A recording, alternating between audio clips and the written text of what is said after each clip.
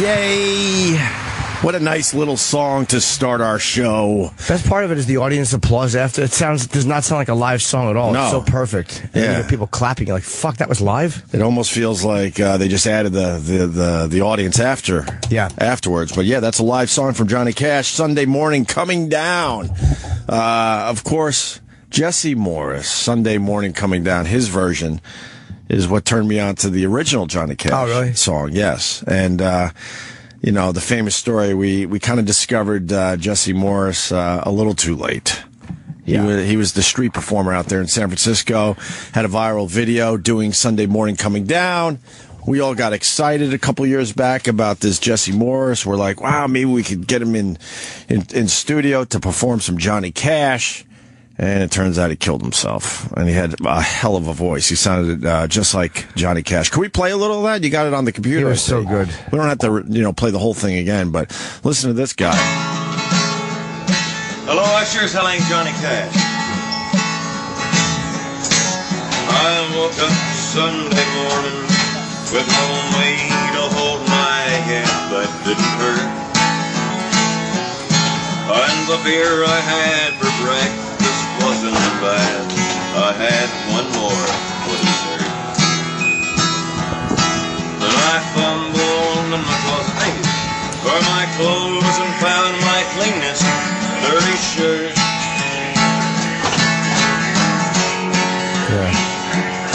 But I washed my face and combed my hair, stumbled down the steps to meet the bay. And no one gives a shit. No one's going to work. Everyone's just going to work. They're not paying attention that this guy is just killing it, doing a very good impression of Johnny Cash, and they just want to get to work. I always stop and listen to the street performers. It's my thing. I like it. Yeah. When you go down the subway and someone's playing a little ditty. Yeah, I don't mind them, but I'm always afraid they're crazy. Like, they're going to be fucking nuts and approach you. It's like, I don't mind watching them, but I'm afraid if I enjoy them too much, they're going to come over and ask me for shit. And follow you home? Yeah, just sing all the way into my fucking living room. Go away. I don't have any more money. Leave me alone. Stop touching me. I gave you $1. Get that away from my mouth. No, you got a Johnny Cash T-shirt on, I see, Jimmy. So I do, yeah. It's all perfect today. I went to the museum, the Johnny Cash Museum, and it was right now. We didn't go through it. You didn't really go to the museum. No, went to the gift shop. The gift shop is the worst part of the museum. No, that's all I wanted was to buy shirts.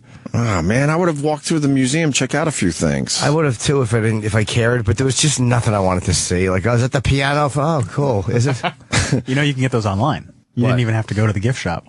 No, but I wanted to. I had an inspiration. Like, we're out. Let's go do something. It's time to live a little. And then you decided... But not too much. Not too much. Not too much. Let's just go to the gift shop and get a Johnny Cash T-shirt and get out of here. Look at a few glasses, fucking a few Johnny Cash cups. I'd love to drink coffee out of that. And I just didn't get one. You don't get impressed when you could see the piano? Oh, there's the piano he did. Heard on. Yeah, I do. Yeah. I like that stuff. I just did that day, I got a show that night. I'm like, what the fuck am I doing? Oh, there's a gold record. Yeah. There's one of his gold records. Oh, there's one of his shirts. Yeah, I don't know. I probably should have. That Rock and Roll Hall of Fame in Cleveland. I know we beat the shit out of it every chance we get, but I fucking hated it. Maybe it's gotten better. I haven't gone through there in about, it might be 10 years now.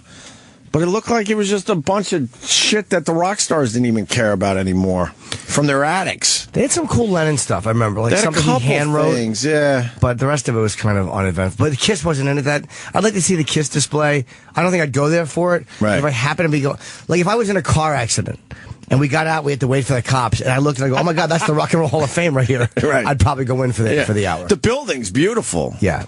But I just wasn't, I don't know, where's all the real stuff? In private collections, at Hard Rock cafes. Yeah. They just didn't seem to have a lot of really, really good stuff. Good morning, Sam Roberts. How are you? Good morning. I'm very well, thank you. I'm trying to have a little extra energy because I'm not sure if I'm coming down with a cold. And Kenny said I need to be positive that I'm not getting sick. Yeah, so that's what I'm doing right now. High energy, and I'm thinking positive. But then if you're high energy, you're going to wipe yourself out and use up all your energy, and then you're much more vulnerable to get a cold. And then I'm looking at Jimmy. He's got very red eyes. He looks like he has a red eyeliner on. I don't, though. I went to bed at a late hour. I was watching that fucking Manny Pacquiao documentary. How is it? It's good, man. It's really interesting. He's coming in Friday. Right. And you know, if I was going to watch it for a little while, and I wound up just getting. I didn't watch the whole thing, but I watched like well over an hour of it. I'm like, fuck, I'm really enjoying this. Oh, good. And why would I be able to sleep? I did the neti pot, big boy. Aw. Yeah, big boy did neti pot. Does that shit work? It works very well. Does a lot of boogers come out? A lot of slime? You know, but it just cleans out the inside. Yeah. And you put like a little salt, whatever, and make it nice and warm. Yeah. Like not salt, but whatever the fucking stuff you're supposed to put. Sure. But I wound up, because I took Afrin the other night, and then it wears off, whatever, it's swollen inside, so it's horrible. So I couldn't breathe. I think the neti pot's some voodoo stuff that doesn't really work. What do you think? No, it doesn't. It's But what does it do? It's just throwing fluid through your... It absolutely works. Yeah, it's throwing fluid through your canals, and it takes out all that dried stuff that gets caught in there and just makes for congestion. And you dip your head to the left, and it comes out your left nostril from the right side. Yeah. And then you blow your nose, and you feel like you're really getting something done. Okay. You feel a sense of accomplishment when you're neti potting. Why don't we do a neti pot show? I mean, we could. Why no energy on that? We should save it for the holiday. I mean, that's such a good idea that we shouldn't even do that. Someone else will take that. All right, we'll save it for... we should do it before somebody else does it. The neti pot show. We can wait a couple years. I guarantee that one won't be taken. You sure? 100%. All right. That's ours. All right. I thought I knew a little bit about this radio business. You sure? You know, it's we could have the interns run out right now, get neti pots. No. And then we could see who has the most shit come out of their heads. It's very uncomfortable. Getting the neti pot's because you're literally pouring. It's like going in the pool. If you dump it wrong, when you get fucking water up your nose, and that's terrible. Oh, fuck that. But it doesn't feel like that the whole time. If you turn your head the right way, it just kind of flows through. Yeah. But you're always in danger of tilting your head wrong and drowning. So it's a little frightening. I'd rather just blow my nose real hard. No, when you're done, you feel good. And then go for the tissue drill. You do the tissue drill? What's that when you make it all thin and put it up there? And then just start twisting and you get more tissue in there. Yeah. And man, you could clean out a nostril. I do that in my asshole. I do. You could take a whole wall off. Yeah. A whole crusty wall off. You pull it all down with you? Oh boy, and then you look at it and you're very impressed by what you accomplished. No? I've never done it. I definitely see the merit in it. Yeah. Okay, good. Are you sniffly? Yeah, I'm a little sniffly, but I'm actually pretty happy that I'm not getting worse because this started yesterday. So I assume if I was going to be sick, it would have been way worse today. I'm sniffly. You're sniffly God, I hope too? you're okay. Oh, thank you, Jim. Sure. Go you want a home. neti pot? I don't know. I Borrow don't want mine. a neti pot. No, what? Would you share a neti pot? Well, you could drink drink tea out of someone's neti pot. So you're sniffly too? Yeah. So who started this shit? Who got us all sniffly? Well, I mean, you brought it up coming back from vacation. No, I was just panicking. That's the first I heard of it. I was panicking because everyone's sick in my house, and I pretty much skated, but now I'm a little sniffly. Maybe it's been lying dormant. A bit. Sure. Yeah, maybe you've got something. Yeah. Maybe you've got something fucking just laying in you. Ew. Fucking What is multiplying. Now I can't. I keep thinking of drinking warm lemon water out of a neti pot, and it's grossing me out. Yeah, sure. Especially if there's one that someone just never cleans. Yeah. And it smells like just like human breath. And the water's way more viscous than it should be. Yeah. Oof. Yeah, you wouldn't care for that. No. No. I enjoyed our discussion yesterday about college kids acting up. It just made me very happy all day. I think it made me happy because it bothers Jimmy so much. That doesn't bother me. I just think it's silly that people riot over sports and stuff like that. You missed the college experience. That's what I was really thinking about after the show yesterday. You just missed that whole college experience. Yes. Would you have enjoyed going away to college if things were different in your upbringing? Maybe. What? Sorry. Go ahead. So I may have. I don't know. I mean, I wanted to do comedy at that point, and I just gotten sober at 18, so I started to go to college. I went to one semester of community college, and I always admired people who went to college. I still do. If you could sit through 4 years of school and apply yourself, I have tremendous admiration for people who are able to fucking finish college. Well, but most of college is bullshit. Still, though, the ability to do it. They're not really applying themselves. They're getting by. Yeah. They're dealing with classes so they could go and have another party and stuff like that. Doing the bare minimum to pass. Most people just did the bare minimum to pass, I think. I mean, people that actually like went and said, "I want to go and be this," and really study and really get into it. I respect that. It's something I was not able to do. I could not apply myself to it. But most kids go to college so they can burn a couch after their team wins the big game. That is a fact. I'm not too worried about my kids going to college because I really know what it really is about. They go and they drink their faces off and party, and then they kind of go to class, and then they cram for tests, and Yeah. But what happened? Because you're a really smart guy, Jim Norton. Thank you. When you were growing up, I mean, a lot of people were thinking, okay, what college am I going to go to? And did you have all those thoughts at one time? I wanted to be a lawyer, if I tell you, for many. My dream was to be a comic. That's all I ever wanted to do, is to be a stand-up. And you knew at what age? 11 or 12. Okay. I knew that's what I wanted to do. But it was like a pipe dream. It was one of those things that you kind of keep for yourself. It's a secret fantasy. You never think that'll be real. Yeah. So I had to think, what's going to be real for me? And lawyer was what I wanted to do. Well, that was just a performance desire. When you watch Injustice for All, that last, when Pacino explodes on John Forster, that to me was what a lawyer was. It was a big dramatic moment in court. Right. Everybody looking at you, Your Honor! And it was like, oh, this guy. Right. But it was not about the law. It was about me performing. Nice. You just wanted people to look at you as a boy? I wanted people to look at me and go, that's the guy we want to listen to right now. He's pounding his fist, for Pete's sake. That's kind of cool. I mean, I knew I wanted to be on the radio when I was 11 or 12 as well. Yeah. And I would listen to like just the dumb radio people like Casey Kasem and stuff in my room, and then I would practice my voice, even though my voice didn't even change yet. And I kept it a secret as well, because you think people around you are like, you're going to be on the radio, go fuck yourself. Yeah. Although I had very supportive parents, mostly my dad. My mom just, always wanted me to fall back on something just in case. And then I decided, fuck the falling back just in case. You got to go for it. And I went for it. And then I asked, because then I found a college that actually was very good as far as radio goes.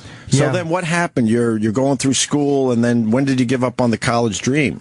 It was never anything I really wanted. I was a horrible student, like a lot of performers. You were a horrible student? Horrendous. It was a fucking struggle just to pass every year, because I hated it. It was boring. Because you thought it was all bullshit, right? No, I mean, I did, but like every other student does. But I was bored with it. I just didn't want to do it, and I'm not good at, focusing. I'm not good at saying, okay, I'm going to sit down and study. Like when I write, if I want to write something, like, I wrote something recently.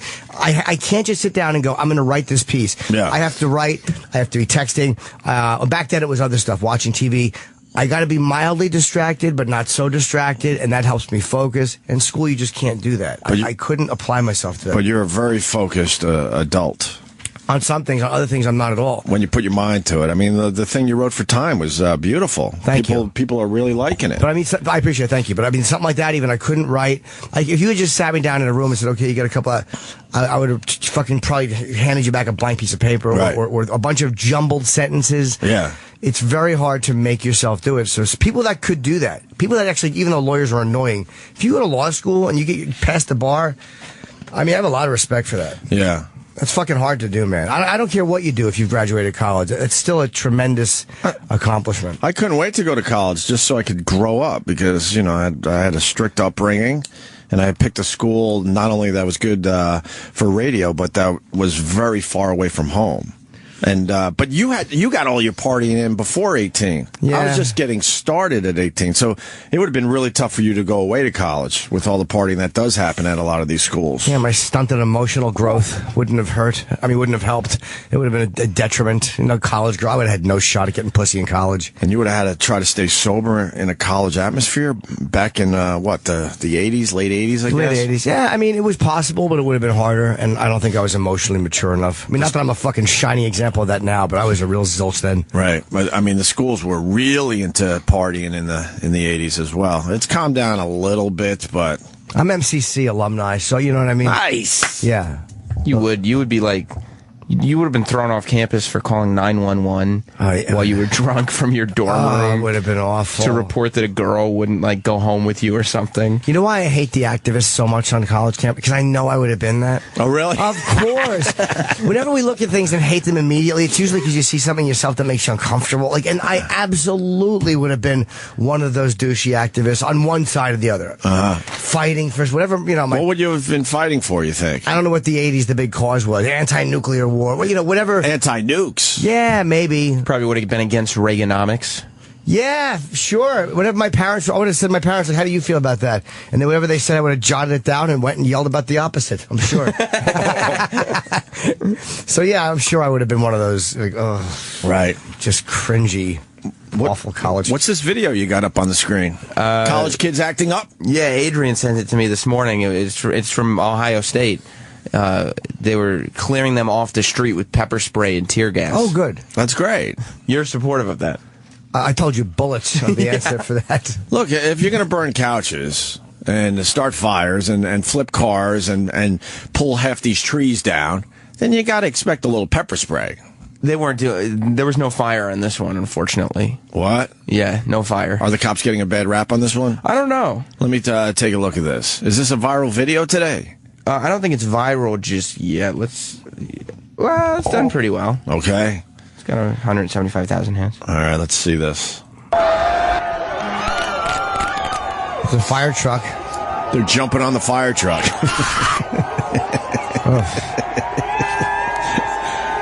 And there's like the cops. Or is that the National Guard? I don't know. They're in full military gear. This is not going to... And there goes the... Wow. They're spraying. They're full blasting. They're just blasting the crowds and pushing them back. Just get out of the street. Just get out of the street. We told you to get out of the street. Oh, God, do I want one of those pepper spray guns. That looks like fun. They probably said it once really quietly. Could you please get out of the street? And then took out the pepper spray guns immediately. Fucking bunch of cops on horseback. Charging the crowd a little bit. Intimidating them with the horses. And now here's the tear gas canisters. Where they put the fucking kibosh on that bad behavior. Oh, boy, did they. Good for them. Kids are lighting off firecrackers. No, that was a tear gas. Oh, was it? Yeah. Canister. They shot it into that area. Kid tries to kick it and falls in the snow. Slips, little douche. Now it's just a bunch of guys in gas masks, cops, pepper spraying the shit, and you know they're enjoying that. That's a hell of a spray that gets, huh? Dude, it's fucking awesome. Man. It's like he's watering his yard. There wasn't anybody doing anything. Shut up. No violence. There was You would have been this guy, Jim. There was no. Yeah. There was no out of lawness happening. Well said. Stop trying to get something going. Hanging out and being really loud and being excited from the game and Go home. Go home and wash your Guy eyes tried to yell out. fucker in the pussy. Like, this is part of the college experience. Sure it is. I like the police experience. Yeah. Pepper spray those fucking douches. Go home and take a shower and then go grab a red cup and have another beer. Right, Sam? Innocent students trying to celebrate. Oh, Cool. shut up. Go home and celebrate with your fucking eyes under a sink. We were just out there on High Street and we got maced for no reason. Oh, shut up. Yeah. Take it like a man. Yeah, go celebrate as you're fucking rinsing your eyes out. Under a sink, fucking troublemaker. Dude,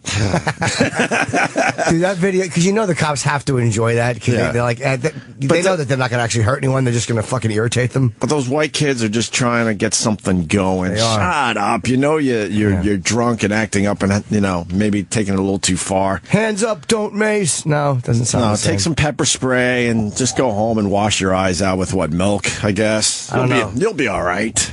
Right? Yeah, they won't do any permanent damage. No, man, I didn't realize that spray goes... That's pretty impressive. I've never wanted to own something so bad. How great would it be to have that around here when we're going to the bathroom? We could just spray people out of our way. Walk down to the offices down there. Right, and just give them a good spray. Hey, I just wanted to stop in for a minute. They'll have to cower into their desks. Fucking on the subway. I don't like to be talked to on the subway, so you just spray like a little clear area around yourself. Mm-hmm. Well, here we go. I knew this was going to happen. You can't just have fun with a little video. Everyone has to make it about them. Go ahead, Ray in Ohio. How are you? Hey, man, I just want to know where those cops were when those protesters were protesting the Cleveland police blocking a highway. Why the hell didn't they spray them? They're spraying kids having fun. They sprayed the protesters back then. Because white kids are harmless. I know, my son goes down there. He he was down in that shit. You know, he got a little pepper in his face. I guess it is a good question. Well, the cops are busy. You know, you got those protesters. They're stopping all sorts of, all sorts of things, not just traffic. What would happen if you pulled out some pepper spray and really gave them a spraying? Oh, the Michael Brown maybe they did. Well, what's the protest in Cleveland? Which one is that now? That cop shot that unarmed kid. Right. You're right, with the fake gun. Highway. You know, they disrupted traffic. Everybody had to reroute. You know, it's not a busy city like New York, but, you know, it still disrupted traffic. And I guess the argument would be that they were protesting peacefully. And what the video we saw, they were celebrating in a very rowdy way. I think that would be the argument. Yeah, I guess you're going to say that. But, you know, they're disrupting just as much, just in a different way. But, you know, if I'm the guy stuck in traffic, then I would be all for the cops, you know, pepper spraying anybody to get the traffic moving. So, yeah. All right, bro. Have a good one, man. You too, bro. We'll see about that. Ray in Ohio. Thank you, sir. I enjoyed those videos very much. Yeah. Clear the streets. The pepper spray? Clear the streets. You think the white kids were trying to get something going? Like, hey, man, mind our business, all the YouTube comments are going, police state. Oh, police state. Yeah. Exactly. That's what you get for being a fucking, what was it, a Tuesday night? Everybody's trying to get up for work. You're out there causing a big ruckus. Well, they should be home studying. They're at college. Right. We're fucking or doing something. But spending their parents' hard-earned money. You're at home. You just want to wake up, have your container of coffee, and go to work. Yeah, what do I need? A bunch of yelling and hooting and hollering. You won the game. My rent doesn't get paid. That's right. Absolutely. It's a good way to look at it. Thank you. College is a waste of time for most. Because what do they want you to do? Like, let them just fucking break windows? Like, they hadn't broken any windows yet, but they were going to. I could sense it. They're about to cause a problem. They let them celebrate, and then it was time to kind of clean it up a little bit. Yeah. You know how I celebrate? I'm like, fuck, that was great. Yeah. That's it. Head home, hug the wife and kids. Yeah, or just my friends. You can have fun. Stop running around being a dick. Mm-hmm. Expecting the whole world to fucking bend over for you. True. So why? I heard you on the pre-show. Why do we have to do the Greg Brady Branson show thing? Didn't we do that already? No, not 100 times. The thing that you tweeted? Yeah. Well, I don't remember ever doing tweeted that from Patton Oswalt's brother. Yeah, no. Patton Oswalt's brother said, man, Opie and Jimmy better make fun of this thing. But we kind of have over the years. No, you guys have made fun of the Branson show, not the reality show about the Branson show. I didn't know it was a reality show. You didn't watch the video, did you? Nah, I just retweeted. I figured it would be douchey. I just know sometimes. Great American Story. So what is this about? It's a reality show that they're doing for some channel. Yeah. Where Greg Brady packs up and he moves to Branson, and it's his story. But he's been there for years. So they're making believe he's now packing up and going to Branson. They really are. If you look at it, they're completely like... Because we talked about going there, I think, 5 years ago to hang out with our pal. Yeah, it's a good show. Barry Williams. Great show. But now they're making believe he just moved there? They're making believe like he's decided now to take a risk. After his divorce, he fled L.A. and moved to Branson. That was years ago. Maybe we should give him a call. Well, we could do that. And find out when it was exactly that he moved to Branson. We could do that. You want to see the commercial for this? What is this? Okay. The big promo? Yeah. Okay. A very Barry Branson? Yeah, they could. Well, very Brady something, a very Barry. You know, it ties in. It's perfect. You like it? Good. I love it.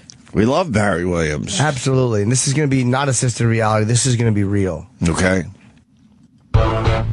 He's showing his feet. I'm Barry Williams. Hi, Barry. I've had my own share of success as one of the stars of the Brady Bunch. But that's all behind me. This is my great American story. I've decided to give up the Hollywood life and move all the way to Branson, Missouri. I think Hollywood gave up on him. Yeah, the Hollywood life. I mean, you can't really spin that. I think Hollywood gave up on you. So he decided to give up on the Hollywood life? What am I doing? I'm his friend. I can't do this. Well, I mean, you tweeted this. We actually talk when we're not doing radio together. I can't do this. Well, you can look at it. Why? Who says he had to bash it? Like, I think maybe it's a good show. He gave up on the Hollywood life, and you're basically just making the observation that there was nothing happening there for him. Right. What's what kind of good friend doesn't do that? I just don't like lies. Hollywood gave up on him. What am I doing? He gave up on a life of not being employed. Well, the work dried up. Yeah. It dried up a bit in Hollywood, so he said, "Well, where do old celebrities go to die?" And well, it's Branson, Missouri. But he also made this decision many, many years ago. 1972. That's when he should have made it. I would guess that he's been living in Branson 5 years, maybe 4, definitely not 3. So what is he talking about? These poor fucking actors got so fucked on these syndication deals. I saw your I saw your tweet about your residual check. Oh yeah, for $1.21, whatever it was. Yeah, but that was from probably from one of the Lucky Louis, or it might have been from something. But that's the fucking probably the 50th generation. No, I understand, but my point is he probably gets those exact same checks for the Brady Bunch when he should have been getting thousands and thousands of dollars a month for that for years. These guys do not get paid for being on one of the most successful shows ever. I know. He's got to look at like Seinfeld, who never has to work again. Like what? Right. He's still the highest grossing comic.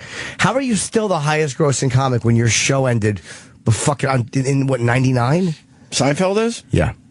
Because of syndication. He still makes boatload of money. I thought you meant from his stand-up gigs. He's still... from everything. Just everything, right. Yeah. So what was the first show that finally took care of their people? I don't know. I mean, I know we've talked before about like Joyce Randolph, I think, was the one person in the Honeymooners who had a brother who was a lawyer who did a little deal for her. I really don't know. You started hearing about it, like, getting the syndication money in the 80s is when I started hearing about it. I'm sure Cosby got a shitload.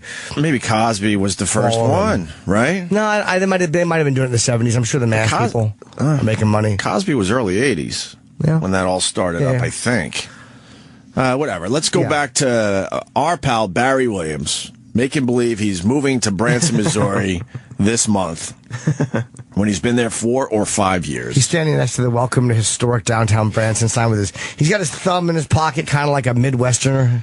Yeah, we see his belt buckle? Yeah. He tucks in his shirt. It says Route 66. He tucks in his shirt. I don't think the kids are tucking in their shirts these days. No, they're not. Not as much. Not at all. And his jeans are a little tight. Yeah. What am I doing? We're friends. Fuck. Sorry, Barry. If you're listening to the replay, I'm sorry. I can't help myself. Barry understands. You got to do your show. Go ahead. Start a new life. I thought I could put on my show and people would come. Clearly, that just hasn't been the case. I'm going to have to find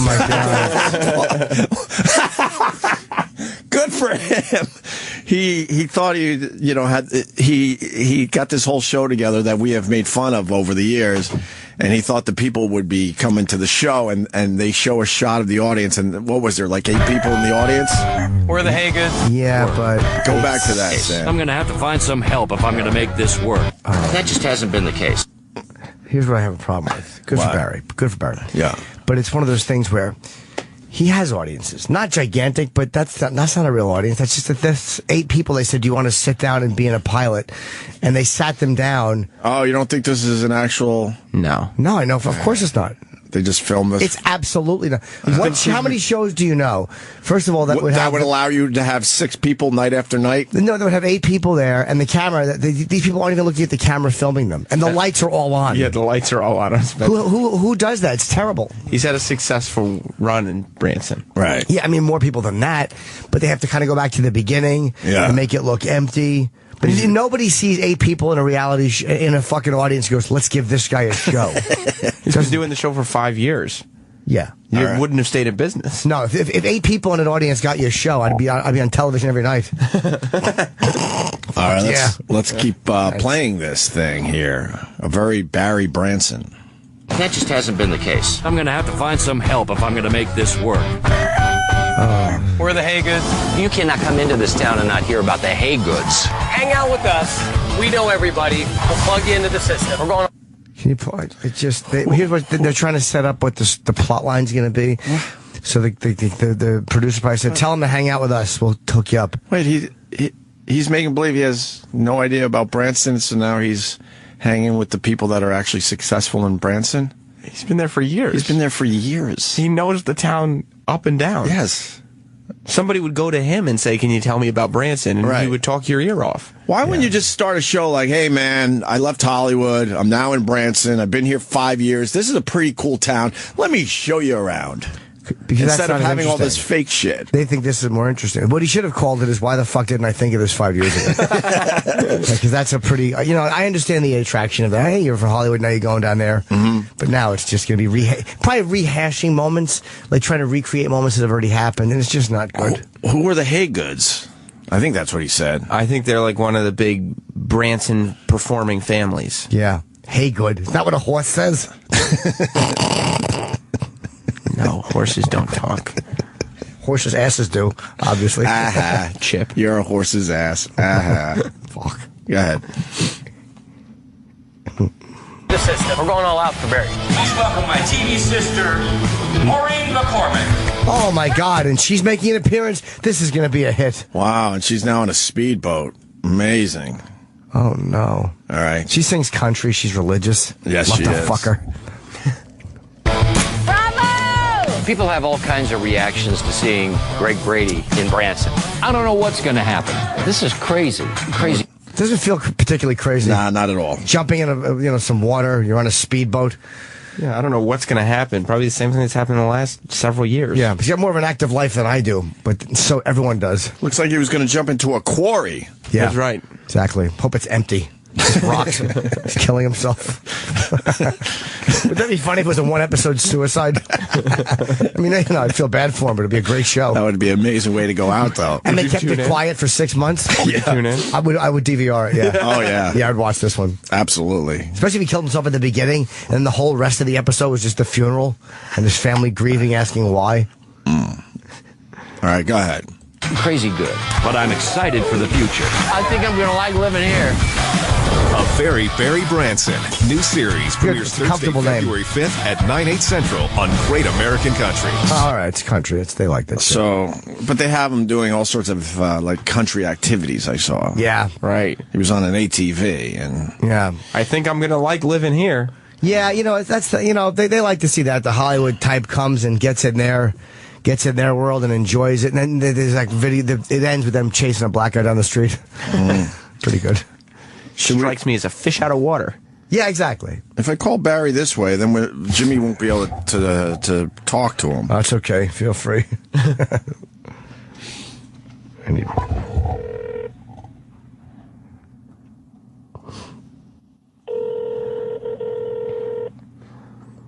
What time is it over there? Find out.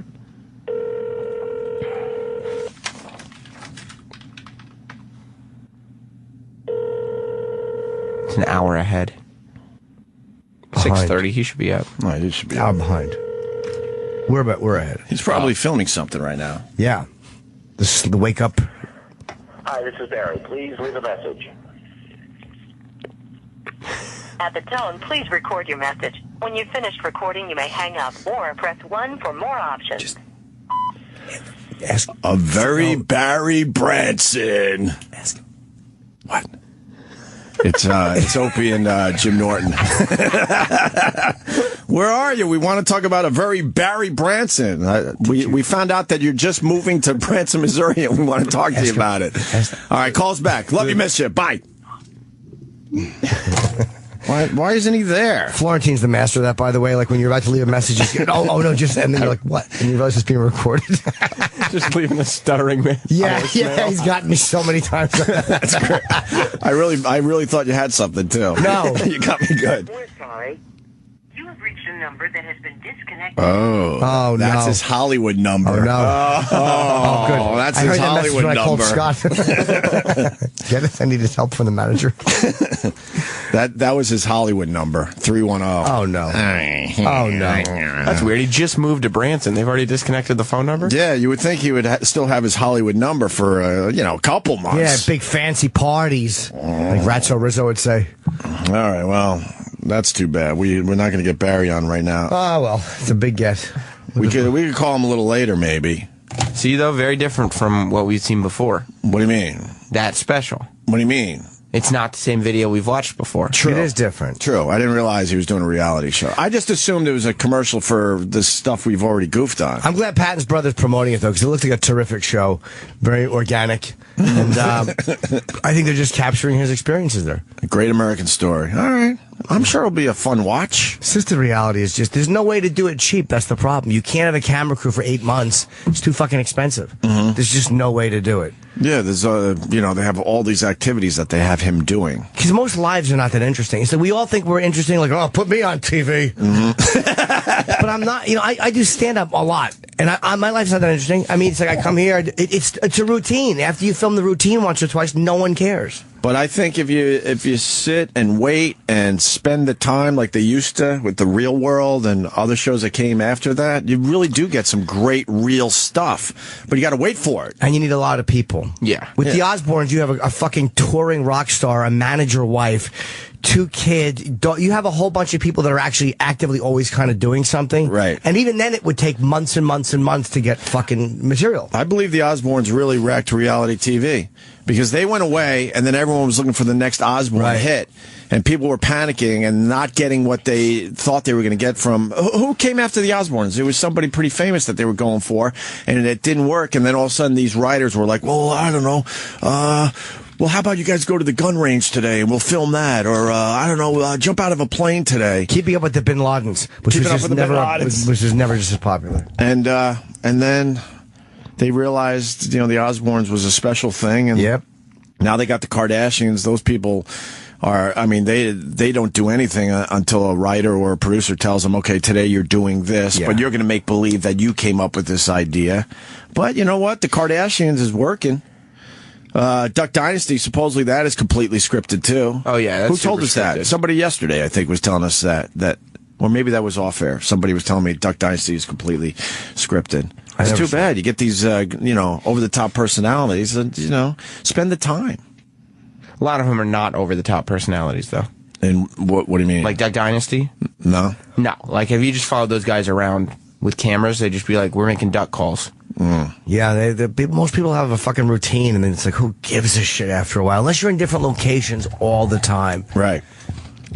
Publicists might have, if you followed a publicist to do a reality show on a publicist, that might be interesting because they're always with fucking talent. They're always in different places. They hustle. I mean, as much as they can be irritating, that's a rough job. Something like that I would mind watching. A lot of behind the scenes people probably have more interesting lives than the people in front of the cameras. You should just have patience and wait it out. It was Tom Arnold, of course, yesterday. He was saying Duck Dynasty was completely scripted. He was great, man. I fucking love Tom Arnold. Someone tweeted me and said, why do people come on the show and admit, molestation?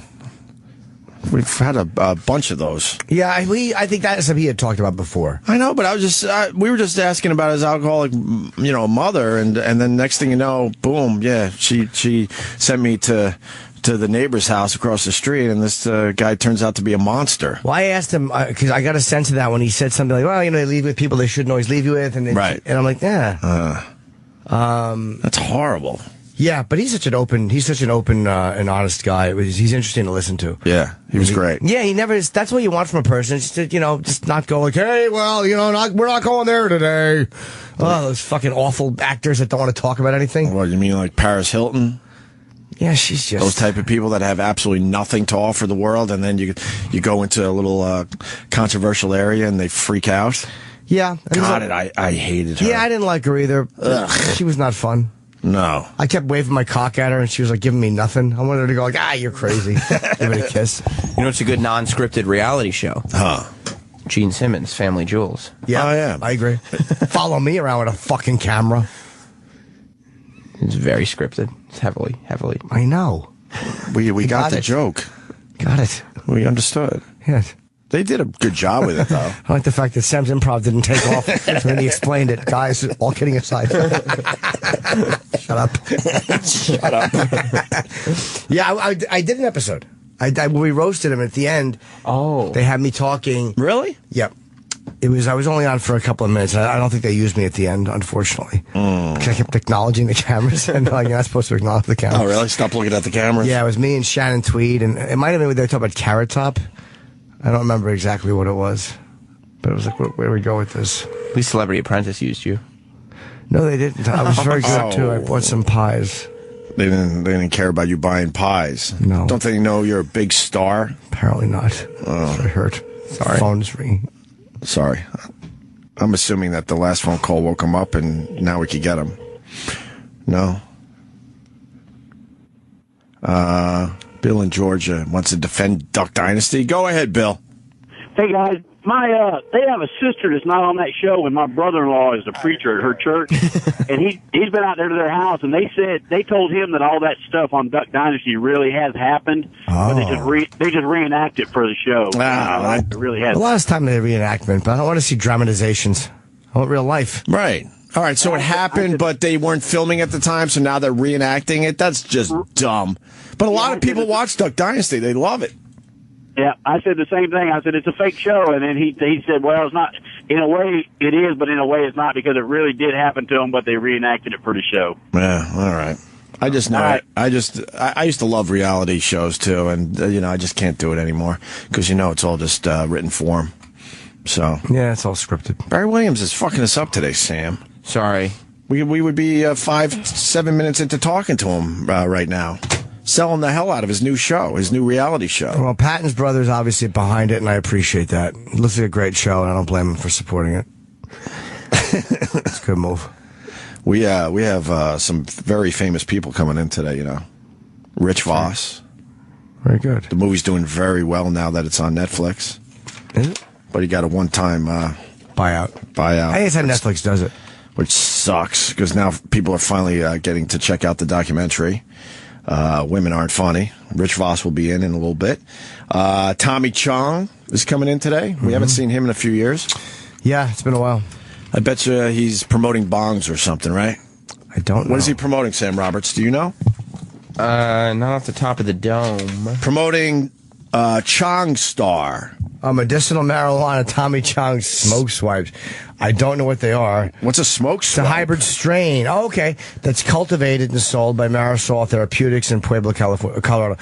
So he has a legal pot named after him, which is kind of cool. So he's a drug dealer. Fucking celebrities are now going to be naming, associating with pot and getting their own brand. Rogan, get on this. Yeah, Rogan should be all about this. Yeah, I don't know if he's allowed to do that in California yet, though. Maybe Colorado, they should name it after him. California, they got the medicinal marijuana, though. Yeah, but the law is because it's not as legal. I think in Colorado it's more legal. Oh, all right. Well, all right. That's something to talk to Tommy Chong about. And then we got Josh Gad coming in today. Yep. He has become a huge star since the last time he was on our show. He's doing The Wedding Ringer. Is Kevin not in New York at all? He's doing SNL, so he's doing no press. Yeah, I understand. If he's doing SNL. So Josh Gad is doing a lot of press for the new movie Wedding. The Wedding Ringer. Yeah, The Wedding Ringer, which is getting very good reviews. Is it? Yes, it's getting very good reviews. I don't even know what it's about. And we knew about Josh Gad because he was one of the leads in Book of Mormon. Yep. Moved on from that. He did our show a few times when no one really knew his name yet, and now he was Olaf in Frozen. He's a massive star now. Yeah, he's getting there. And he's going to be playing Sam Kinison, and he's got all sorts of projects going on. Yeah. Including this new movie with Kevin Hart. So we're supposed to do something together. You and Josh? The reality show I wrote up. Yeah. That's cool. Josh and Jim. And you think that it's just me joking around, right. But it's really me and Josh. That's cool. Josh and Jim. Yeah.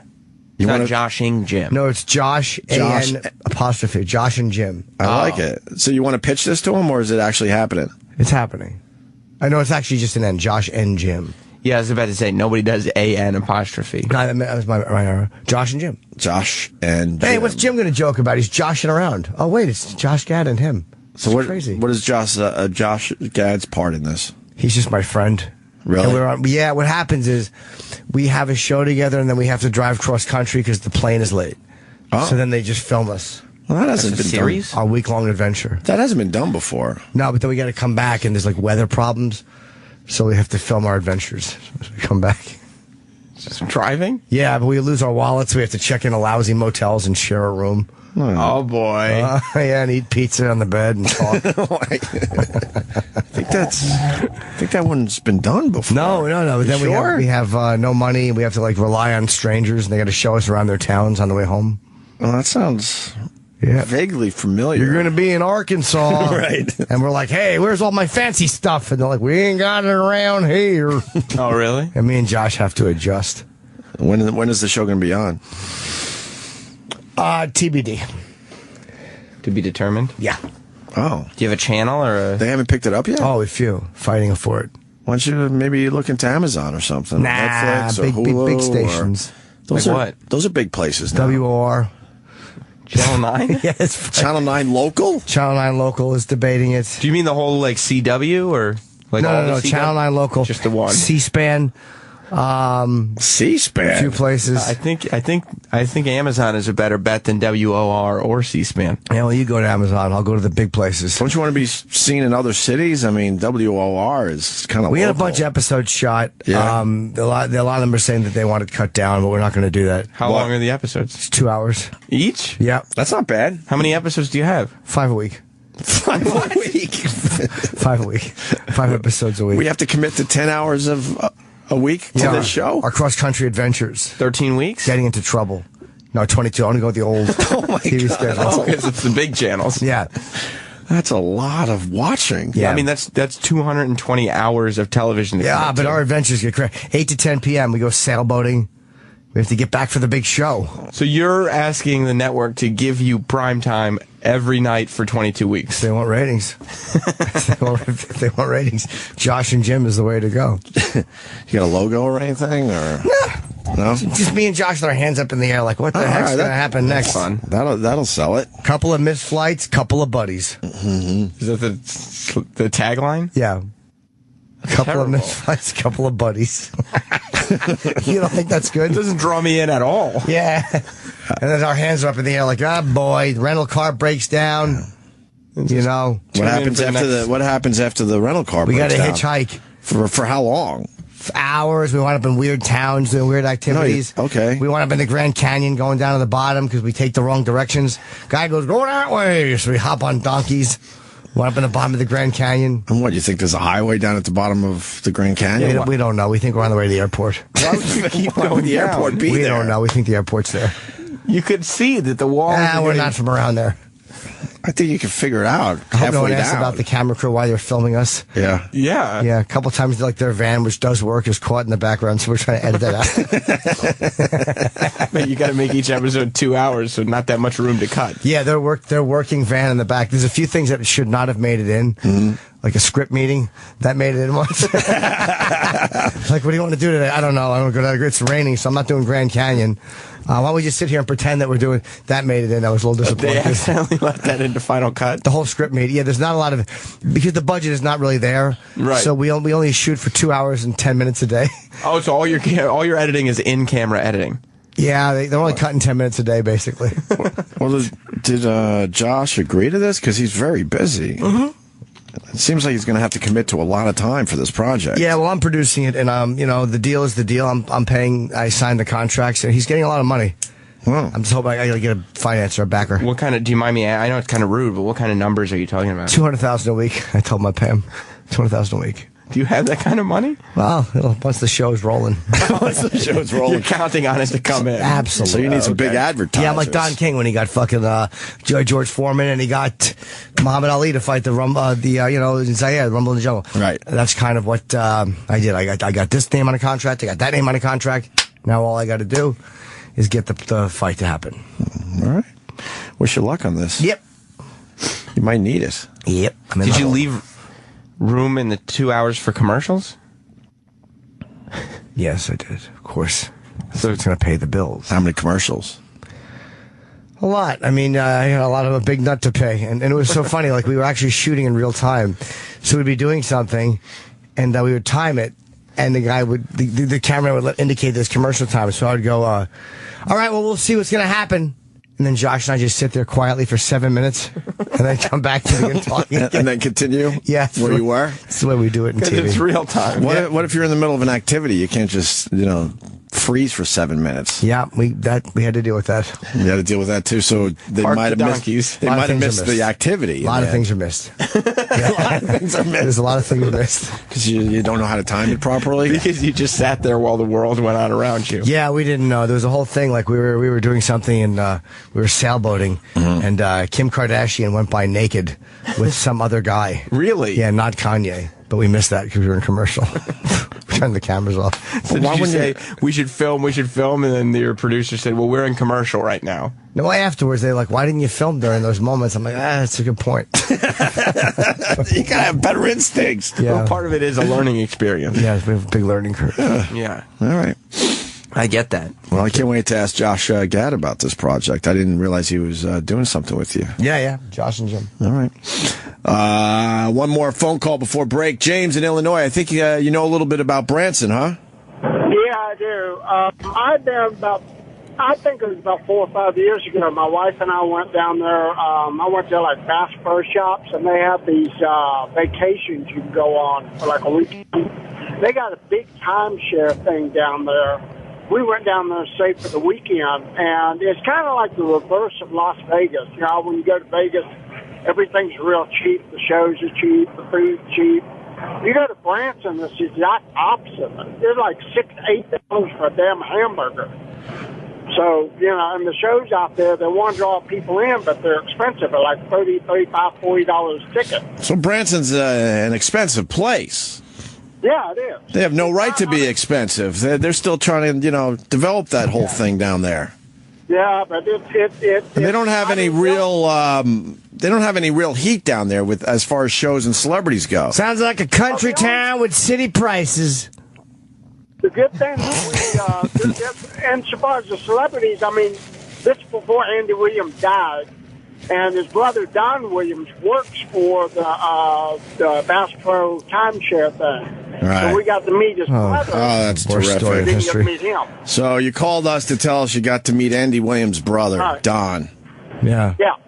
Wonderful. But that's about as close you get to celebrities without paying to go to a show. All right. So, running into... All right. Well, that's wonderful. Thank you, James in Illinois. God bless you.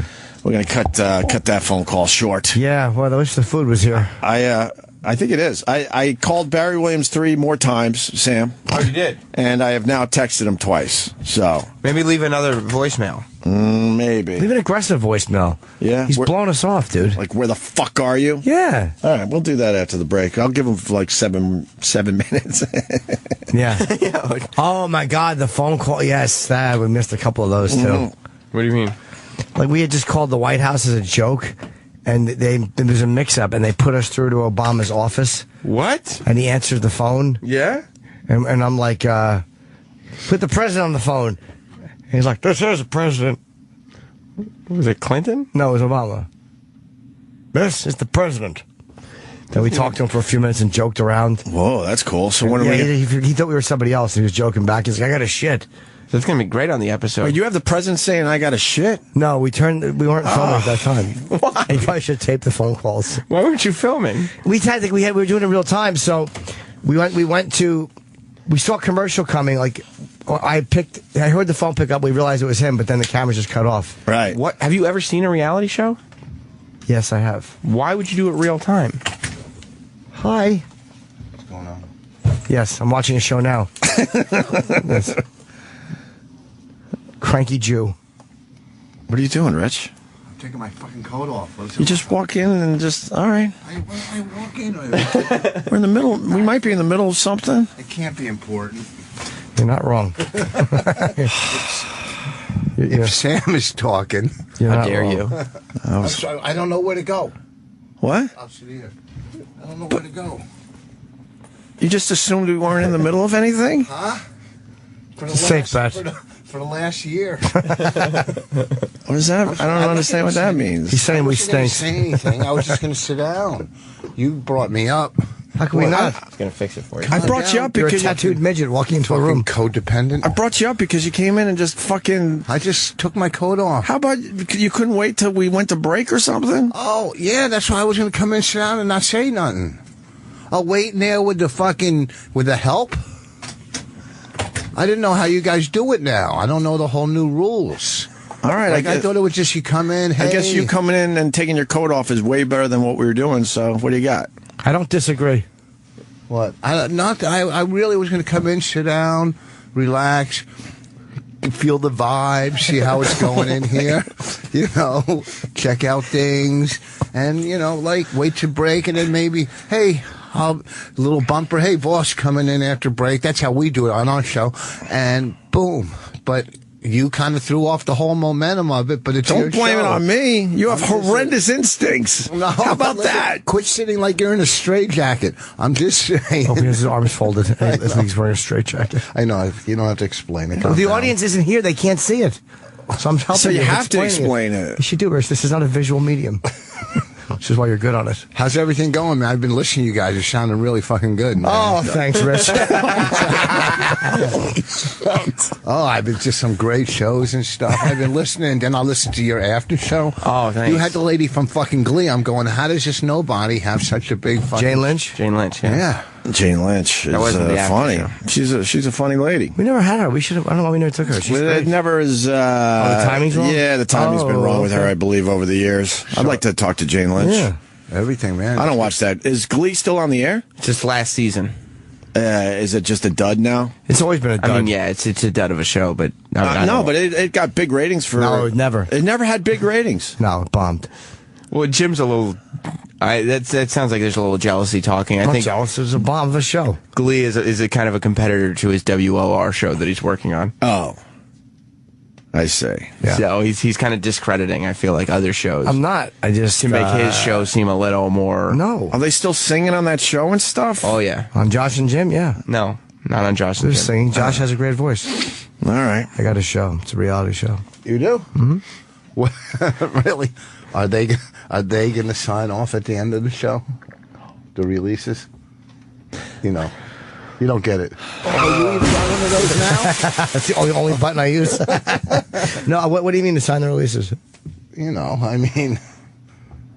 I don't know what you mean. The trannies. Okay. See, that would have been funny. All right, I know you meant it. What's your reality show? Josh and Jim. With Josh Me and Gad. Josh Gad. It's going to be on for 22 weeks, every night, 2 hours a night on WOR, and it's Josh Gad and Jim Norton driving around the country. Yeah, like sometimes in bad weather. But it's like a real reality show. Like we've had a lot of flights delayed, so like, got to drive cross country, and they just film our adventures. Oh, that'd be great. I'm looking forward to that. Car And breaks down. They shoot it in real time. Right. So if something's happening when they have to go to commercial, it's too bad. Yeah. You're going to miss that. That's going to be fucking great, man. Yeah, we missed a few big things. I called Obama, and we missed it because we weren't taping. When Obama said he had to take a shit, that would be a viral thing, but Yeah. they didn't tape that. Well, what happened after that? Of the Like, reality instead of show. that, what happened? I just wrapped up with him. He's like, what's going on? He was bored. And I'm like, we got to run. We're coming back on. You know what's great? Can't be on the phone futzing around. Do you have his voice on the new show at all? No. Well, from the TV. Like the TV comes on and Obama's there. I'm like, remember we just talked to him? And Josh is like, yeah, and we high five. Oh, fuck, cool. I'm glad I'm here today. I could be here the first day of another one of your failed characters, like the first day you started. This is not a character. Although I do like your failed character, Rich Voss. So quick, man. You can't be any quicker. It's not a character, it's an idea. Yeah, this is just Jim. This is It's just a contest. It's you playing yourself, then. Absolutely. Oh, with I'm Josh sorry. Gad. My characters are big hits, by the way. So you're going to be confused because it's called Josh and Jim. There's been a few that haven't really Well, come I- anywhere. But it's actually Josh Josh Gad Good-naturedly was not a and hit. Jim Norton. That's a bad one. There's a title I won't be telling people without spitting on them. Just love you. All right, we're gonna break. I'll be at the New Hope Cinema this You're weekend. promoting? You didn't New Hope, Minnesota. You fuck up the whole vibe of the show and you're promoting Well, already? I only had 3 minutes. I Holy only fuck. fucked up 3 minutes. Now we got to regroup. Okay. Where are you going to be? We can do it as a team this Friday and Saturday at fucking New Hope Cinema in New Hope, Minnesota. Friday and Saturday. And then next Saturday, Mohegan Sun. Why not New Hope, Pennsylvania? You're so much more built I'm for that there. town. I'll be Of course there. you are. Of course you are. Late at night when Bonnie's on the road. I don't get it. What's New Hope? New Hope is Yeah. it's a gay city and a biker city. If you go there on the weekend, Is it really a biker city? yeah, I didn't know that. Yeah, it's all. Wait, it's known for being gay and Well, it really started off as gay. Right. That's how we wanted it, and then all of a sudden bikers go there too, like on the weekend. And if it's like a warm day, it's all like cafes and Oh, is it art nice? galleries and and AIDS. So it's kind of. By the way, this is the part that I'm sure someone will pick up on. The fact that he said it's gay and it's bikers, and I went, oh, it's bikers? Like, I didn't know that. I think I've only been in New Hope one time driving through for a gig or something. It's supposed to be like a nice town. It's really a nice town. But it's a known gay area. It's like saying the Village, like you just know it's a gay town. Okay. Yeah, it's nice. It's like Provincetown without water. Where is it? PA. No, right PA over is the a border. big fucking place. It's right over the border from Jersey, right? Right past Flemington, south of there, and it's. Is there comedy clubs there? I don't know. They have a one nighter that Bonnie and I are doing. I don't know if it's a theater or whatever. Not till like March or April. It's on my website, richfoss.com. Go to a bed and breakfast. What's that? We should check out a bed and breakfast. Yeah. New Hope. Why? Because we're not going to sleep there. We're going to drive home with the disgust in our mouth. Oh, God. All right, with that, we're going to take a break. Stay there and have to go, oh, God, what did I do? You don't want to go antiquing? We got Rich Voss in studio, Tommy Chong coming in about 20 minutes, actually. Oh, okay. And we got Josh Gad, who's a big, big star now. Do you think this guy's, I'm not one of these, like, Norton type guys. I'm going to try to get him. Do you think he would do the voice of Olaf into my phone for my kid? I was thinking the same thing. Is it hack? It's not hack. No, why would that be annoying? Could you do your character into my phone? Well, we have kids. Yeah. And my kids have seen that Frozen. I'm no joke, at least. I was going to say 200 times. It's got to be more than 200 times. No. My daughter the other night, over and over again. Then they went and saw the Frozen on Ice recently. That's what I need to write a kids show. My kid made a play with my wife where I came home, I had to sit down, I was starved, and they set up and they did a puppet show, Frozen. I'm straight like Sixth Sense. I didn't see. This is what I want from you. I'm not going to do it. You asked Josh Gad to do Olaf into your phone. I want to see how he reacts to that. I'll get him to do it. Because I bet you he's been asked to do that 100 times. Okay. He is going to get so annoyed by that, even though he's a really nice guy. He's the nicest guy. He's extremely nice. He's going to get as annoyed as when Norton says "jack off" in my face. So it's gonna I wouldn't say that. I wouldn't say that. This was a movie. He's in the movie with Kevin Hart. Yes. Which is getting very good reviews. Who I hung out all with last night. Oh, God, that was all of last night. What did you say with the song? That's Shelley. Oh, okay. Yeah. He's getting ready for SNL. Yeah. We were hoping to get Kevin Hart I bombed in this week. I tried to get him for you. Yeah, he's shooting. He would come by if he could. But when you host SNL, they kind of have you on lockdown mode. I bombed miserably. I'll fall on the ground, please. Huh? I bombed. I just dropped all my avocado on the floor. Just pick it up, pretend it's a booth. I bombed miserably at the fucking cellar last night. Really? We did that Rick Shapiro thing for him to raise money for... Yeah. Parkinson's. Bobby walks up and goes, "It's good to be here to raise money for Pakistan." All right, why don't we take a break? We could talk about all this afterwards. We're going to eat some food, all right? I'm going to order. Fascinating. And we're trying to get Barry Williams on the phone. We got a big show today. You came good. in. What? Thanks, man. He's really getting fucking... Yeah, I'm working out. No, I was talking to Opie.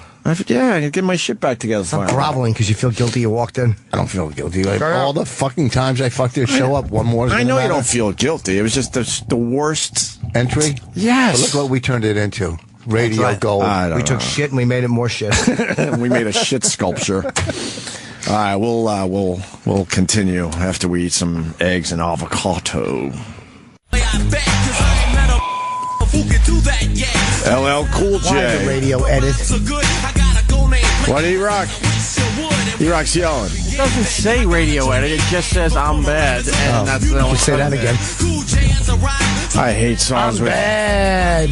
I hate songs with beeps. Yeah. Then don't play it. LL Cool J's 47 today. Unless the beep is LL's. I doubt it. I bet you that's some dumb radio edit. Got to keep it clean for the kids. Scratching. Wow, this is so old. Dave Grohl, happy birthday. 46 years old today. He's getting up there. Rich Voss in studio. Good morning, Rich. Hello. You doing better? You get your eggs ordered? Yeah. You ready for breakfast? Uh-huh. You ready to talk to Tommy Chong? Can't wait. You're a radio guy now. Are you ready to... What would you ask him? He's got a pot named after him. How long? Medicinal marijuana named after him. I would ask him, I would go, how do you feel that other comics are taking your act? Who's taking his act? Nobody. I know who he's slamming. Just fucking around. Who are you slamming? Nobody. Well, then why would you bring it up? Because he's a friend. Who is? So you're sort of slamming somebody, and then when I ask a follow-up question, then you want it to go away. Yeah. Who are you talking about? What's that? Who? What comic? I'm saying, what's that? Brian Regan. I'm not going to divulge my sources. Then you shouldn't have brought it up. What sources? It's you. you wrong term. Using. That's what's frustrating about you. If you you never know, brought it up, then I wouldn't have been prying. That's why people are going, why is Voss so mystique right now? Who's the guy? Could you write it down? Who does pot humor? Do you mean mysterious? Or have so much mystique? Why is Voss so mystique? That could be the wrong grammar. Yeah. That's why I like coming here. You guys correct me and set me straight. It's not, but that's just such a. But we had to on that one. Yeah. Why does Voss have so much? Have what is it? How did he say? I don't know. So much mystique about him. He said so mystique. So mystique. Yeah, that's how you would say it. No, you wouldn't. Oh, actually, you would. Yeah. Yeah. Hey, can we watch the Bill Cosby thing from Larry King? So this popped up yesterday. Video of him raping? Well, he loves. It turns out we played one clip from Cosby way back in the day where he joked about Spanish fly. You know, giving the girl a Spanish fly because it makes him go, nuts sexually. And then a clip popped up yesterday from an old Larry King show where Cosby's talking about the Spanish fly again. Do you know where he's working coming up? He just did Canada, and he's working, and this is the name of the theater, the Sandusky Theater in Sandusky, Ohio. Oh. Is he really? Yeah. Wow. Well, it's a brand new theater. Yeah. Less than 10 years old. Then I had a hacky joke after it. No, but it's true. What are you going to say? Nothing. What are you going to say? We're friends. Yeah, Come on, funny. it's cute. It'll be funny. It's a play on words. Go ahead, let's hear it. Then he does Madison Square Garden. Wow. Wow. As of all the awful things, I'll say this. Wow. You were right. You shouldn't have said that. I didn't comprehend it could be that bad. You thought it would just be slightly bad? Oh, yeah, Sandusky wordplay. I didn't think it was going to be Madison Square Garden. Well, he's on tour. No, I got it. Remember when you were talking about New Hope? Yeah. Being a gay area? Yeah. My father-in-law just texted me and said, "Oh, no. We've been there." Oh, no. His text is this. You looked there for your wedding locations. I now I remember being there. Yeah. It's a really nice area. Like you said, bed and breakfast and places to get married and all that shit. And then you can buy all sorts of trinkets in this little village area. Yeah. Peddler's Village, I think. T-shirts and antiques. So he wrote, you look there for your wedding locations. And then there's a restaurant called the Cock and Bull. That should have been... that should have, let me know that it might be a gay area. The Cock and Bull restaurant, we all ate there, and they have great French onion soup. I hate French onion soup. Especially the way they deliver it in that restaurant. Right. Let's see what else he wrote. And shopping. You've been there a couple times around Christmas. So we go there around Christmas because it's very festive. That's the area you're talking about. So, okay, I know New Hope. We're doing a theater. We stayed in a hotel from Priceline one night. Bonnie and I, we just got the hotel. Yeah. It's in New York, but it's a gay hotel. I think it's called Out or something. But we got in there. We go, this seems really gay, and the whole theme was gay. And I couldn't tell you how upset Bonnie was with me that night. Because you left your room as soon as you fell asleep. No, but it was a gay... I'm going to go get some ice. It was a gay theme. What is the gay theme part? Tommy Chong's here? What's gay about that? Go real fast, Rich, go.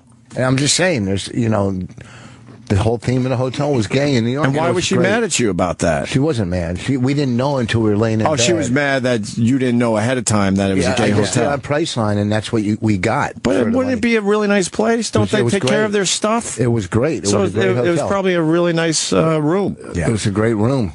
Okay, I think we got Tommy Chong outside the studio. Roland's panicking. Is that Tommy Chong? Yeah, okay. Is he coming in right now? Yeah.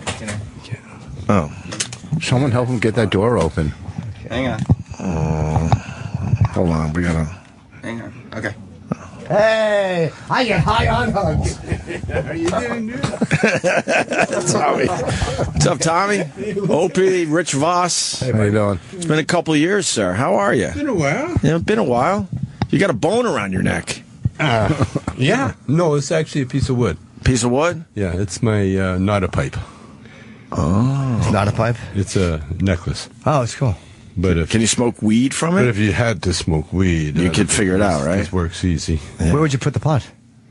Either end. Oh, he's got two holes in it. Okay. Or a joint. You could use it as a joint holder. Yeah. Very nice. You don't want someone else's slobber on your lips, you know. You're always figuring out that weed thing. Oh, man, that's my life. Are you sick of talking about weed, though, at this point? No?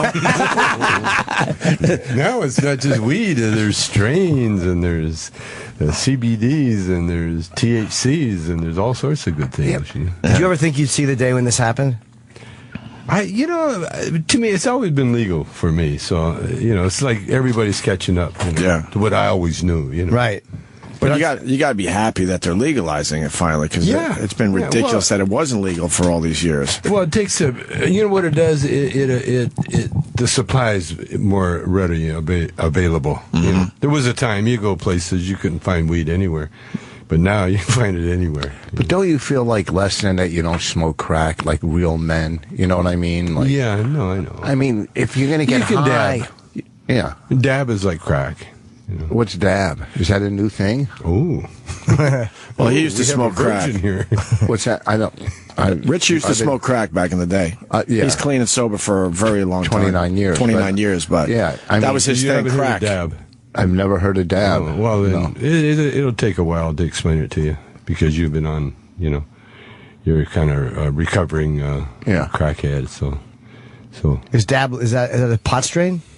No, dab is the way it's smoking oil intensely. Like hash oil? Crack. Like hash oil? Yeah, basically hash oil, and you put a torch to it in a glass pipe, and it'll blow your mind, right? Hash oil was the hardest thing to fucking light and get going. It was like you're going, is this real drug? Is this, what the fuck is this bullshit? Then you put it on a joint, and it would just burn away. Yeah. I think it was a scam. Like, opium hash was great back in the day. Yeah. Like, I don't even know if they still have hash. Is that big? Oh, yeah. No, hash went out of business. Of course they still have hash. Well, no, it never went away, Rich. No, but drugs fade, No, it just changes names. Dab is hash. It's the same thing. Okay. Oh, okay. Did you ever do the heavy stuff? Some heroin or anything else? You just stopped at pot? I had... So was it a gateway drug for you? Well, Lenny Bruce is a guy that gave him his medication. He was our manager for a while. And I was always curious about heroin. I've been around it all my life, and so I said, I started, he's a stone-on junkie, and I said, what is it in heroin that makes you, give up your life, basically? And so he brought me a little tab of heroin. He says, I can't tell you, you're just going to have to find out for yourself.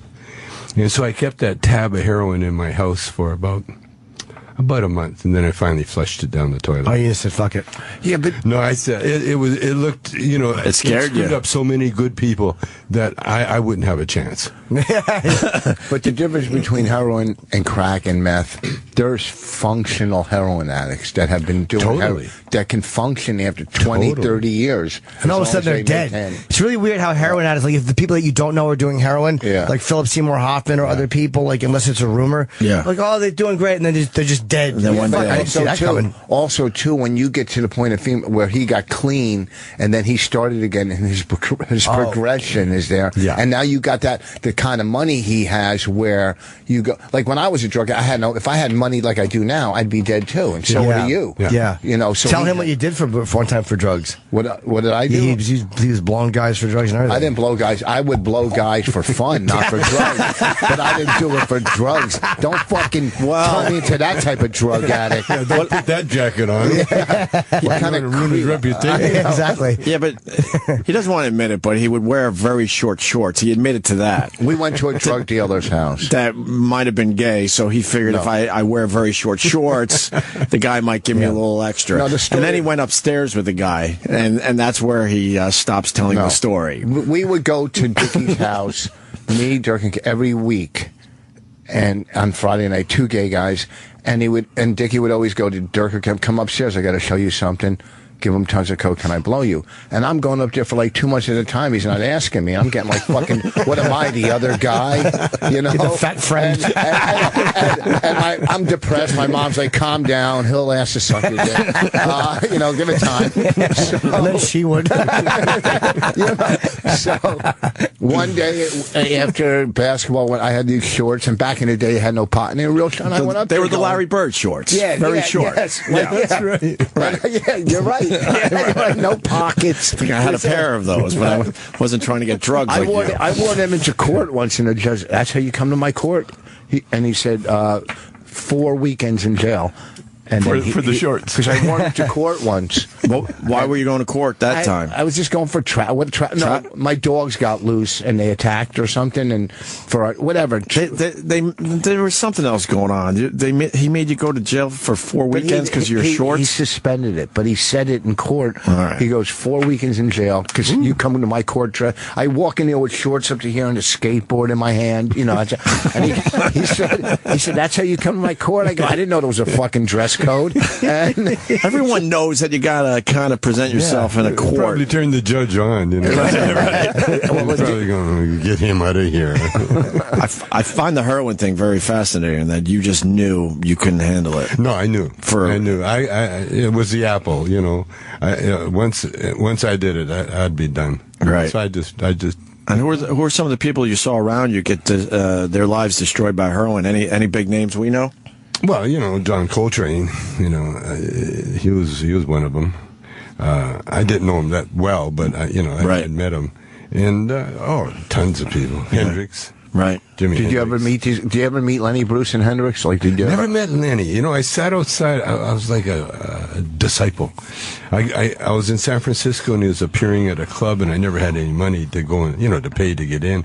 So I sat in the entrance or the exit.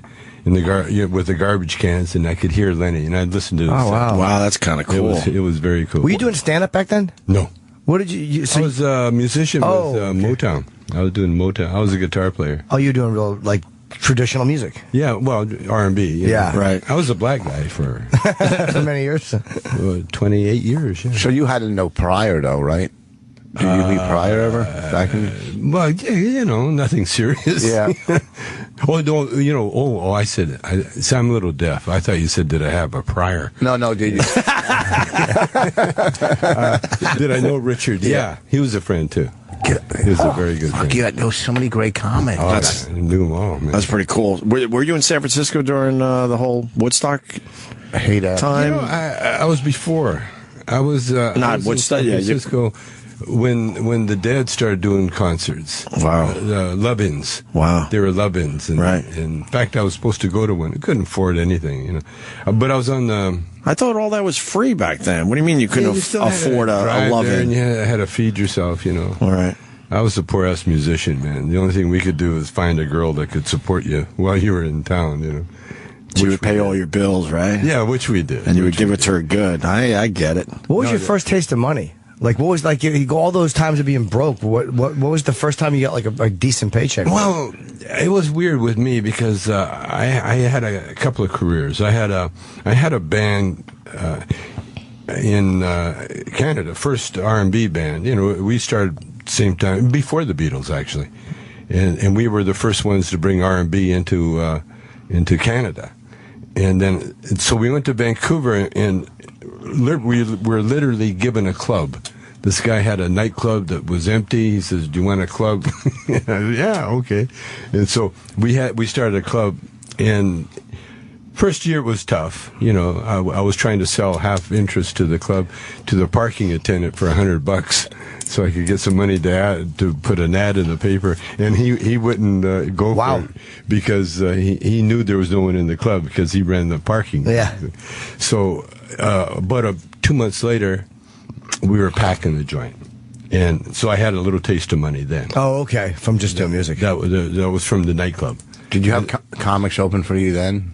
There was no comedy. I mean, you know, there was no comedy clubs. There were like jazz clubs. Yeah. There were folk clubs, but no comedy clubs. So when Cheech and I hooked up, we went to L.A. and we worked all the black clubs. There was a lot of black clubs, Parisian Room and all these different black clubs that hired comics, and they paid you $25 a night, and it was kind of cool. Red Fox, we worked in Red Fox's club. Oh yeah, well, that's where Mooney and Pryor would go to those places. Yeah, that's where I saw Pryor. I saw Pryor at the Bitter End West. It was a little club that the guy from Bitter End East started in L.A. for I think about a year. And then it died, and I was lucky enough. I was studying comedy then, and so I watched Pryor do his act for a week, and in front of like hardly anybody there, like his audiences. Yeah. Oh, you meant me. But I watched how he formed a show. And I went to comedy school. It was like grad school. Right. And I watched him every night. He'd do the same show, but a little bit change here, a little change there. And his show was so incredible. How did you and she start doing comedy? Like you're a musician. Was he a musician too, or no? He was a singer. Oh, He'd been a singer in different bands, but he was a college kid trying to get out of the army. You know, he was dodging the draft up in Canada. Oh, but he's always had this great talent of mimicking people and making people laugh and everything while he was in college. No, he was a potter. He wanted to be a Mexican potter. Wow, what's that? Original. No, he wanted to be like an artist. I'm making actual pots. Yeah, he was making actual big pots and everything else. Yuck. So we went up to Canada, and he was he studied with the best up there. But then to make pots, it was too hard work, you know, carrying those sacks of clay around. Right. So then I met him. He Mexican, was working right? as a what do you call it? A writer for an underground newspaper. Oh, okay. And I had that. Then that nightclub that I told you about. Yeah. We parlayed that. We had another club owner say, "Hey, do you want another club?" And so he gave us another club, and we turned that one into a strip joint. Nice. Vancouver's first naked strip joint, and then I turned it into an improvisational strip joint. Wow. What's that? Well, we were doing comedy, like the Committee and Second City.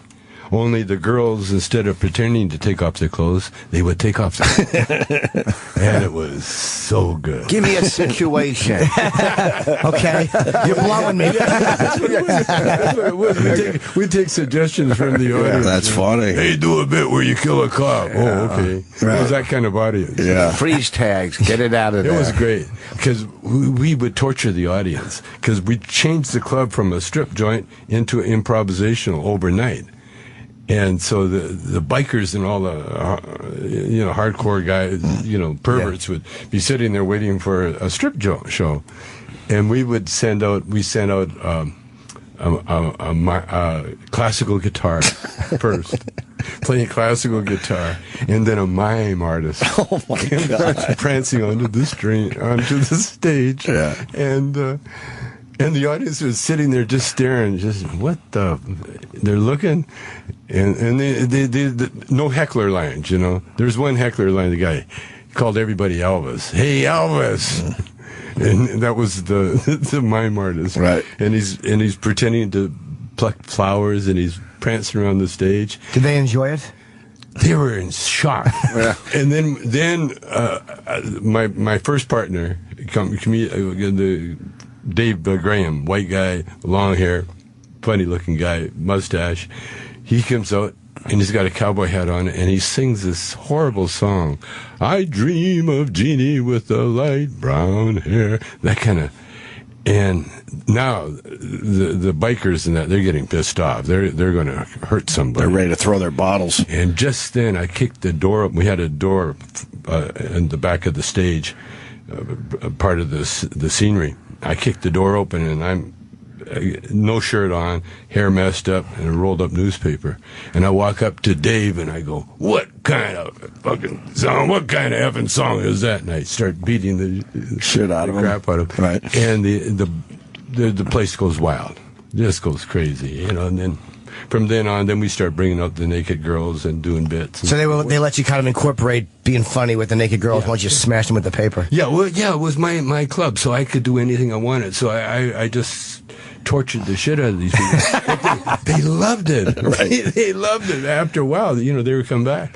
And the reason our success drove us broke. Then Cheech joined the group because we had a straight guy that would play the cop.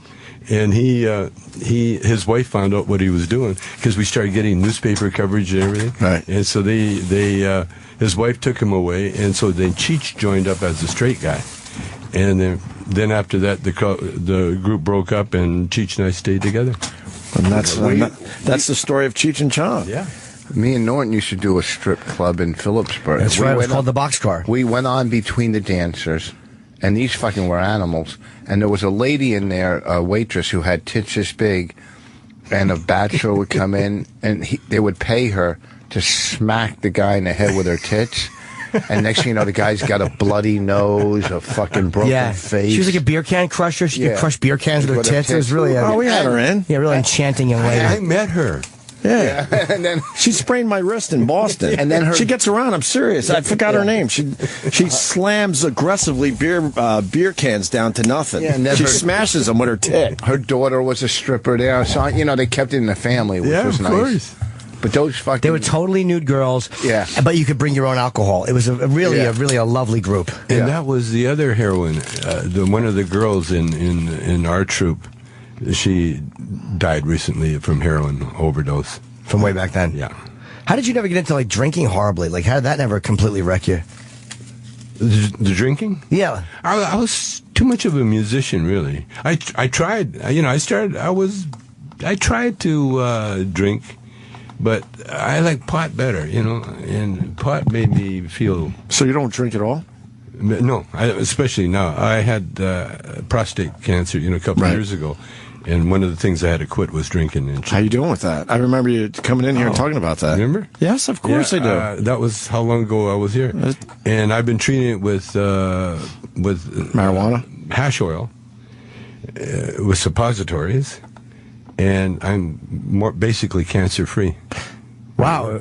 Wait, hash oil suppositories? Yeah. That cured you? Yeah, it's curing me. I still do it. Does it make you feel high? I bet you do. Yeah. Does it make you feel high? Yeah. The first batch It's got to be a hell of a buzz. Yeah, the first batch that I did had high CBDs, you know, low THC. So I never got a high, and I thought, I think I'm onto something. You know, take your medicine, you know, your pot medicine. And then the last batch that I started doing the other day, get you high. Is this but it's a nice high. Is this in the medical journals? No. Okay. Wait, hash oil suppositories. Who came up with that? My doctor in Victoria, BC. He's a naturopathic doctor. His name is Dr. Neil McKinney, and he's in Victoria, BC. And he teaches medicine, and he's a cancer specialist. And so when I found out I had prostate cancer, he took me off all the straight medication, you know, the chemo and all that crap, and he put me on a lot of fish oil and different vitamins. And so I've been doing that.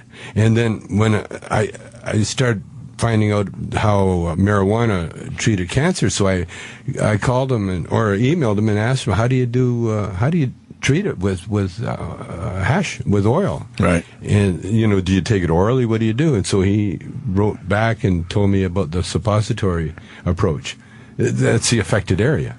And so you put I joke about it now, but what I do, I get suppositories, you know, and then I turn the lights down a little bit, put on a little jazz. Treat yourself. Put a little coconut oil, you know, in my hand, you know, and then... and then Well, you're here to say that you're putting hash oil up your butt? Yeah, I would have taped it to a fist. So wait a minute. I've never heard of this one before. Yeah, I've never heard of it. No. I got a friend here right now from Sweden, and he turned his friends on there. They didn't know about it either, for the prostate, and they're not only it treats your illness, but it makes you feel stoned all day. Without the head high. Doesn't that scare you, though? Like, 'cause Steve Jobs had, they said, a pretty curable form of cancer, but he wound up going homeopathic and they said had he just treated it traditionally, he would have lived. But he didn't treat it with marijuana. See? I mean, just the idea of homeopathic scares me a little bit. Well, the idea of straight medicine scares me more. Oh, it does? Okay. Because that shit, man. But isn't prostate cancer, if you catch it from the beginning, one of the easiest ones to beat? They say that. It's a slow-moving cancer. Everybody really has a prostate cancer. Men over 30 or something. You have the cancer cells in your body. It's natural. They're just... But the thing is about cancer... Sugar, alcohol, anything sugar-based, yeast, all that stuff feeds cancer cells. Really? And that's what feeds. So if you got cancer and you're eating sugar or drinking alcohol, you're feeding those suckers. And they're zombie cells, they just reproduce, but they right. They're so all we have to do is shove some hash oil up our butts. Yeah, that's it. Should we start now? You got some? Well, I don't know. Get ahead of it, just in case. Would you shove hash oil up your ass, Rich, if it saved your life? If that's his name now, hash oil. Here's when we used to get high, and because I used to smoke a lot. I mean, obviously, and sometimes you get paranoid. But back then we had pot like Colombian Red was probably the best, then Acapulco Gold. Mm-hmm. And then we get these Thai sticks and stuff, which was, I think, a scam. I think it was just better pot they put on a stick. No, it was probably indica. Probably. Yeah. So the Acapulco Golden, that's all sativa. There's only two kinds. So you get the mountain, the shorter plants, and it's kind of sleepy, knock you out. Indica, and the sativa is bigger plants and more up. That's all. So are they basically the same type of stuff now, like the Colombian Red and Stop saying Colombian Red. Is that what it was called? Colombian Red is probably sativa. So the guy, we lived in a building in Scotch Plains, and the dude's apartment upstairs, the whole thing, he grew pot in his house. Wow. But he had... I've never heard of that before. He had fucking lights and the whole... I mean, this dude was growing the best pot on the fucking planet throughout the whole place. It was unbelievable the money he was fucking making. Oh, yeah. It was crazy. Did they get him? Huh? You get arrested? No, he didn't get it. Fucking, they didn't know back then. People weren't doing that. He was a... Can I ask Tommy a question? In all of your years of talking about drugs, is that the worst drug story you've ever heard? Shut up. My friend in Scotch Plains grew pot. You know what? You're right, because it was fanwood. How do you try to match his story of shoving hash oil up his ass to cure cancer with that? Yeah, your friend's got with the basic pot story where a guy has decided to grow some pot in his own house. Listen, fucking pandering twins. I'm just asking. What do you mean pandering? We just heard one of the most amazing things ever. If that was the same type of pot that was around. But that's an amazing story that he's saying that you could cure cancer with hash oil. I don't know if I'm going to take his word for it, but, but it's a pretty amazing story. Well, but I was going to try it on melanoma. You can try the hash oil on skin cancer. Right. And there's been documented proof of people like Rick Simpson using Rick Simpson oil. And he was supposed to get an operation, have some melanoma removed. Yeah. And he treated it with the hash oil. And when he went to the doctor to get it removed, they're all ready to operate on him. Yeah. There was nothing there. And so they looked at him again. They said, "Why are you here?" And he said, "Well, for the operation." They looked at his charts again, and they saw that he had cancer. And now they look, and they said, "What happened?" And they thought maybe he had the operation already. And he said, "No, I just treated it with marijuana oil." And they literally threw him out of the hospital and called the police. Really? Yeah. You wonder who's the first person. It's illegal. Yeah. Who would think to do that, though? Like, who would think, all right, I have cancer. I'm going to rub oil on my face. Like, how would you make that connection? Like, what smart guy made that connection? It goes back to the Mexicans. It goes back to the Chinese. It's been recorded that they've been treating cancers with hemp or hash oil, marijuana, for 5,000 years. I had no idea until today. Yeah. What are you holding up? This here is what I got. This is this little device here is going to help save the world. Whoa. What is it, anti-Arab? It's called, what's that? It's called, very good. You're back. Futurola. Futurola. It's a cone roller. Like it'll roll marijuana cigarettes. Wow. In a cone. Perfect cone. And then it comes with papers, it comes with instructions and everything else. And the way it's going to save the world is that I've got a nice interest in this business. And once I get rich enough, I've got enough ideas that I've accumulated from my years of smoking pot and sitting and staring at the wall. I've come up with these ideas how we can literally save our planet without changing anything, other just changing the consciousness of the people.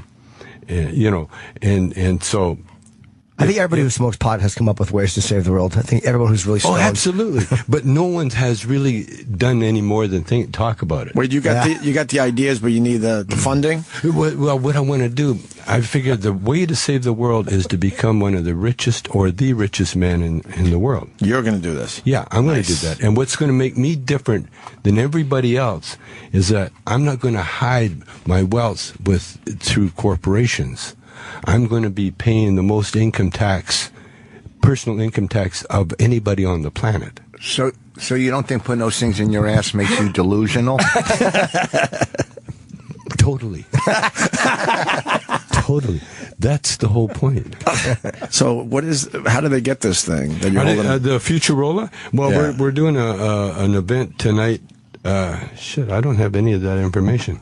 I don't know if we have. Well, we got Cheech and Chong tour dates is what I got for you. Oh, that's all you got? I think. Can you go to chongswipes.com? Well, is that what this is? No, that's it. No, the Chong Swipes is another. Chong Swipes keeps the odor of pot off your clothes. And so, like, if you're a teacher or a parent or someone else, and you come to a meeting, and you don't want to smell like you've just been out smoking a joint, right? Then you use these Chong Swipes. But why wouldn't you smoke the pot after the meeting? Because you're a pothead.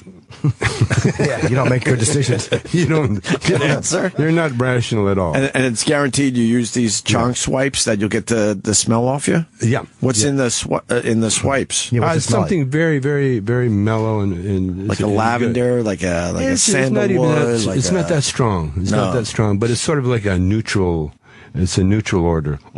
Okay. That you can wipe all over your body too. But you can, and the bad smells and everything else. Are you wearing them now? The swipes? Yeah. No, because I do suppositories. I don't have a smell on me. Do you have any swipes with you? I don't think I do. Oh, I'd love to smell one. Yeah. Isn't it like I can definitely get them over. No, I just wanted to put one on and see what it smells. Yeah, I don't smoke pot, but it doesn't get the smell of cum off you. That's what I was just going to say. Yeah, if I rub it around my face. Isn't it like Ozium back in the day? That stuff. That's what I was thinking of. Yes, exactly. In the car. It's a lot like that, except it's a wipe and it takes it off. Yeah. And what's Chong Star all about? Well, Chong Star is a strain of weed that they come up in Colorado. It's a combination of it's a hybrid between the sativa and indica. So you get the laid backness of the indica, and you get the brightness of the sativa. Right. And they call it, and they named it Chong Star because I was on Dancing with the Stars. And yes, you were. Right. And that was what it was. And Dancing with the Stars, I attribute everything, all my success to the weed. Up your butt. Yeah, a blade, yeah. How far I can't believe that's pot up his butt. I know. I can't get past that. Well, do you do the edibles that all the kids are doing nowadays? No. The energy drinks with the pot? No, I don't do the edibles. No. Isn't that better for your lungs or no? And that's becoming a huge business, too, the edibles. Oh, big time. Yeah. Big time. No, I don't do the edibles because you can't judge it. You take a little bite. You take a little bite of something sweet and tastes really good. You can't start with one bite. So you'll just you'll take too much pot. Too much, and then you end up like these cops that been into the evidence room, and then they phone up the 911. Right. You heard that? No. Oh yeah, a cop. Him and his wife took these brownies from some hippies and ended up calling 911. I think I'm dying. What did you do? I ate a brownie. Yeah. Oh, settle down, sir. They got extremely paranoid. I think we played the audio on our show. Oh, maybe we did. Yeah. That sounds very familiar. Put some music. But let me tell you about the Future Roller, though. Yeah. Because that's... Where can they get it? I got the people out here. They're going to be in all the head shops. Okay. In America. Everybody's going to be selling them. And I'm going to be giving... Of course, you guys are going to get them free, Okay. Make sure that you guys get all my stuff free. Thank you, But Tommy. they're fun to play with, It's like an aptitude test, You're not allowed to smoke until you roll a perfect joint. Right. Can I see that? Yeah. Wow. See, now, So we're... You go ahead. I don't get these kids that smoke. I see, really cool. like when they put tobacco in it. So if you're going to smoke, put pot, roll a joint like that and smoke it. What's this with the fucking tobacco That's and all the European. bullshit? Very cool. A lot of Europeans do that. Huh? Yeah. That's why you can't smoke over there, because they hand you a joint and it's tobacco. Yeah, it's got to be fucking horrible. Yeah. Put the fucking pot in it. I got your plug for tonight. They just texted me. It's the pop-up shop event, right? Oh, yeah. 7 to 9 p.m. Today at 1% NYC. Oh, what is that? The place is called 1%. Oh, I apologize. Okay, Where is that? It's 143 Ludlow Street in New York City. Okay. So it's a pop-up shop event, 7 to 9 today, and the place is called 1% NYC. Go down and see Tommy Chong. 143 Ludlow Street in New York City. What are you doing there? We're unveiling the Future Roller. Oh, okay. And we're doing demonstrations. And we'll probably have a little contest, see who can roll the perfect joint. And that's going to make you a billionaire. Well, it's going to help save the world. Yeah. But that's part of it. Yeah, if we sell... Can you tell us how to save the world? I don't want to wait. I don't want to wait. How do you save the world?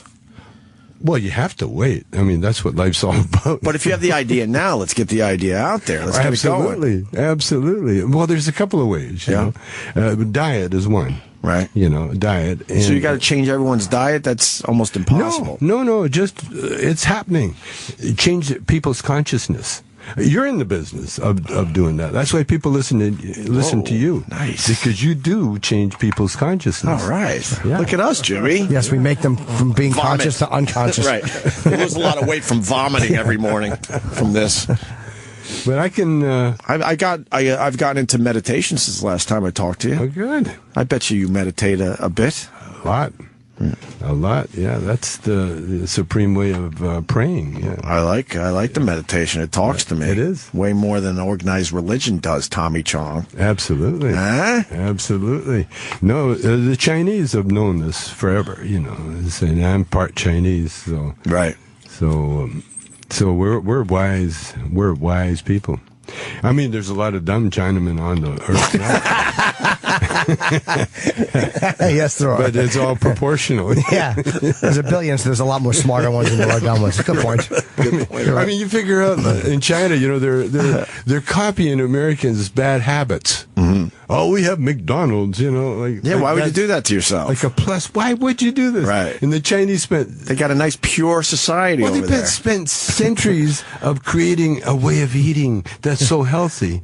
And now all the healthy restaurants are going to the Chinese way of, small portions and, stuff. And the Chinese are going into McDonald's. A. Whitney Brown had the best line about China. He goes, there's 1 billion people in China. If you're a 1 in a million guy, there's 1,000 other guys like you. Fucking clever fucking bit. You don't like it? I like it. Tommy, it was really good seeing you. Did you feel like? It was fine. I wasn't my bit. I was just quoting a comic. You felt like you haven't talked in a while and you needed to say something. No, right? we're talking about the people in China. All right. Oh, I'm into meditating. Shut your fucking mouth. I'm trying to relate to our guest, Tommy Chong. Fucking Oprah. I want to relate to my friend over here. We got to plug him. Tommy Chong on Twitter.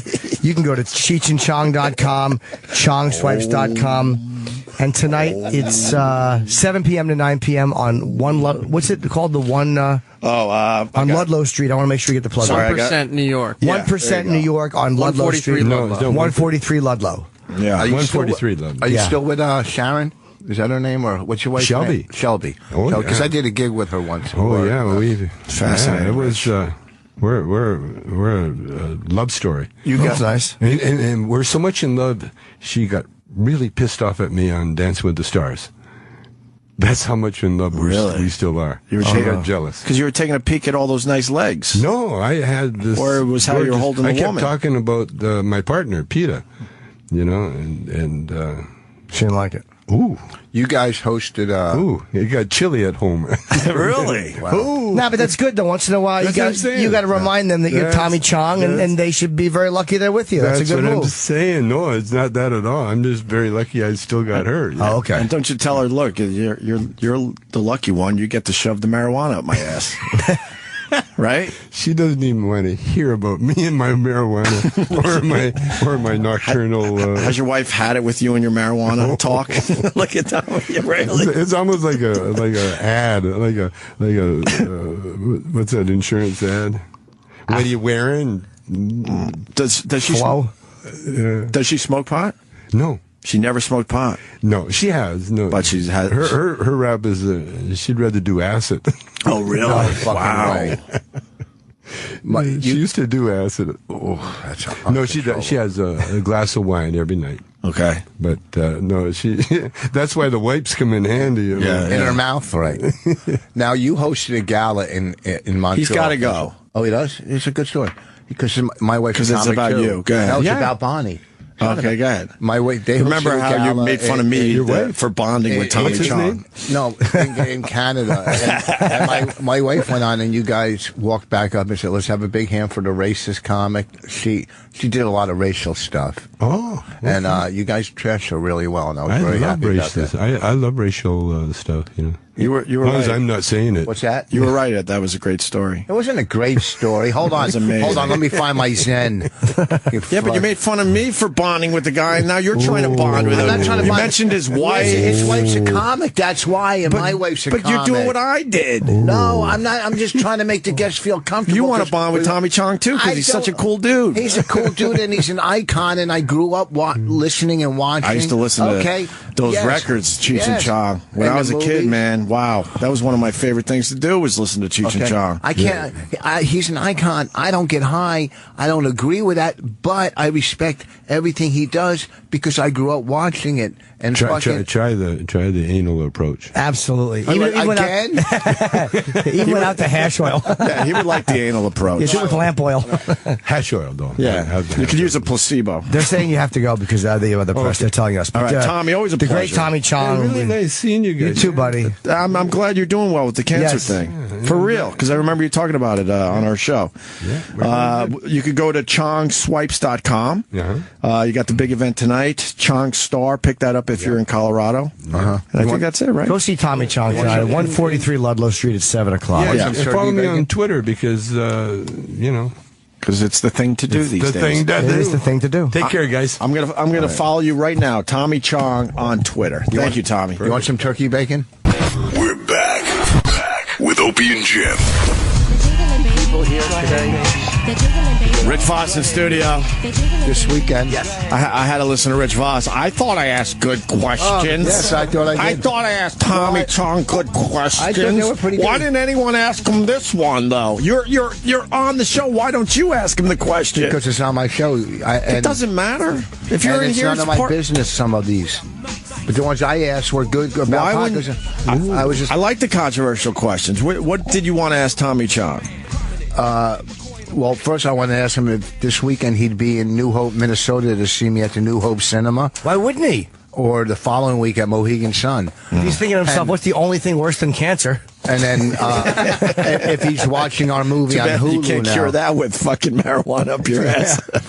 Or our movie's on Hulu now if you want to watch it on Hulu. All right, now you got the Hulu. Hulu, because Netflix. Somebody's going to be getting a check soon. You are. I'm telling you. Nice. A little more pocket money. So get it on paying me Hulu, back. folks. Hulu or iTunes. I mean, it's on Netflix. It's killing on Netflix. Well, it sure is. We're getting so many fucking people coming I know out. they're finally seeing the movie. We told them forever, go get this movie. Well, It's you really guys had good. And now Tom that it's on Arnold in it. Netflix, it seems like a lot more people are checking it out. You had Tom Arnold in yesterday, right? Yes. Did the movie come out? Because he had a big role in it. No, we didn't talk to him about that. I'm sorry. What movie? We forgot about you while he was funny. in here Tom yesterday. Arnold's in it. I love Tom Arnold. He was too busy talking about how he was molested as a child. I'm sorry we didn't get to your movie with him. I thought maybe you would open with it. I apologize. And then, you know, please make sure Bonnie knows I apologize. How many molested stories have you heard in here? It gets uncomfortable after a while. Well, I don't know why they're admitting this shit to us. It gets so fucking Tyson, Tom Arnold. I think there's a couple others. Sugar Ray Leonard. I'll tell you what. That was in his book. That was in his book, though. Yes. Well, the people are very comfortable around me. Because I look molesty. I look like a victim, too, so they're sharing with me. So they're just bonding? You don't really look like a victim. You got to be kind of good looking as a kid to be molested. Oh, my God. I was an 11. You were? I actually want to fuck a young me. You had all the features? Oh, my God. Whoever didn't molest me should have their fucking head checked. Tommy, funny. I know your wife. Oh, that was me? Ooh. No, I was after you beat me up for trying to bond with the guy. Tommy, let me make it about me now. I know your wife, and we did a little something, and you... Oh, really? Make it about me? Look, Tommy comes in. I meditate. So when Tyson came in, I waited doing a little boxing, and I waited 20 minutes before I said I meditate. Okay, when Patton comes in, I like movies. Look, first of all, let me tell you something. What are you talking about with How Patton? you guys always do what they do. We used to bond with you, too, but then it's just bonding with you guys. Yeah, I don't want to bond with you either. I don't even want you here. If you want to know the truth. Okay, I'm sorry. I tried with you for many years. We bonded. And then you were one of the greatest disappointments of my life. Are you kidding me? I give you the best radio. I'm sorry that... Bobby, Benson was in for 3 days. You kissed his ass. Oh, like, Bobby, I know you're taping, you're unmasked, but I want to pull you aside and say you're the funniest. Shut up. Listen, we're all fucking... I said he was the funniest of the specials I've seen lately, yes. Oh, I thought you said funniest in studio. That's what he portrayed on Unmasked. He thinks you said he's the funniest comic that comes in. I'm talking, whatever. I'm talking about all the specials I've seen recently. Bobby's not even the funniest comic that lives in his house. Go ahead, you guys go. Did we had Tommy Chong come in here and basically talk about marijuana, like curing his cancer. Like, was anyone else blown away by that? Yes. Have you heard that before? Never. I want to get Dr. Steve on the phone, but we got a busy day because Josh. That's why I kept asking follow-up questions. Well, but you two are throwing in No, I want to stay on topic. It was this fuck. No, but you did say you meditated. No one's talking about me in the last 10 minutes, so let me bring up something else. It was both. I love pot. The both of you. It was the two of you. It was both of you guys I wanted together. to focus on that. I want to know how he gets to marijuana. Both of you make me sick. It was both of you. I'm trying to talk about his cancer. You want to tell me you meditate, which is not interesting, and you want to tell me you met his wife, which is less interesting. No, all I want to hear about is his cancer. At least yours was less interesting. Mine wasn't as bad as yours, is what Jimmy's saying. With his wife, how hard it is for him and his wife as comics together. They were on the road together. That's all. And I think that's a pretty... What? What, nothing. You should have had your headphones on. I'm sorry. I forgot to hear the sound effect. I'll hear this one. We're stalling because Josh Gad is a little early. He's going to be in here in a few minutes. The star of Frozen, Olaf. What? I'm going to ask for the pictures for us. I think you should be nice. The pictures? You mean the audio? Oh, the audio. Yeah, the pictures. Audio. I'm going to turn my phone on if he says yes. No, but I want him to say it to my daughter. Like, you want to personalize it? Yes. Fuck yeah. I don't want just I don't know what Olaf sounds like. I've never heard it. Huh? You're kidding. No. How do you avoid Frozen? It's basically now one of the biggest movies ever. Yeah. How would I know you don't have kids and all, but I would never they play clips on TV and all over the place. I know the song. I like the song. He's the snowman. What's the song? Do you want to build a snowman? Yeah. No, the big song. The one that Eddie Vedder did. Eric, help me out. That's all I know. Let It Go. Oh yeah, Let It Go. Of course. Yeah, Let It Go. I like that. Let It Go. Let It Go. I won't. I hate that. I don't like that. What's the one the girl sang? She sang a bunch. Well, the big song is "Let It Go." That's the one she sings everywhere. But that's not. She won an Oscar. She won an Oscar. Oh, her name's Eddie Vedder.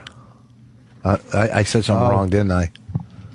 5 minutes for Josh Gad? Like 3 minutes. He's eating. Oh, right. What's he having? I don't know. Where is he? Could you get Dr. Steve on the phone after Josh Gad? I want to know about this marijuana thing curing cancer and if this is a legit thing or if he's high as shit. And he's going to save the world, but he doesn't want to tell anyone how to save the world? Someone tweeted that we should do Chip and Chong. That would have been very funny. Chip and Chong. That's funny. Fuck yeah. Zooted. Got a guy saying he cured his skin cancer with marijuana. Let's say hi Tom, to Ralph in Michigan. Ralph? Hey, what's going on, boys? So what Tommy Chong was saying wasn't bullshit? Bullshit. I don't, but it's not bullshit. Okay. That THC oil, I don't know if somehow they boil it out of the marijuana and turn it into like a real sticky oil, and then you can eat it, you can shove it up your ass, I guess. I don't know.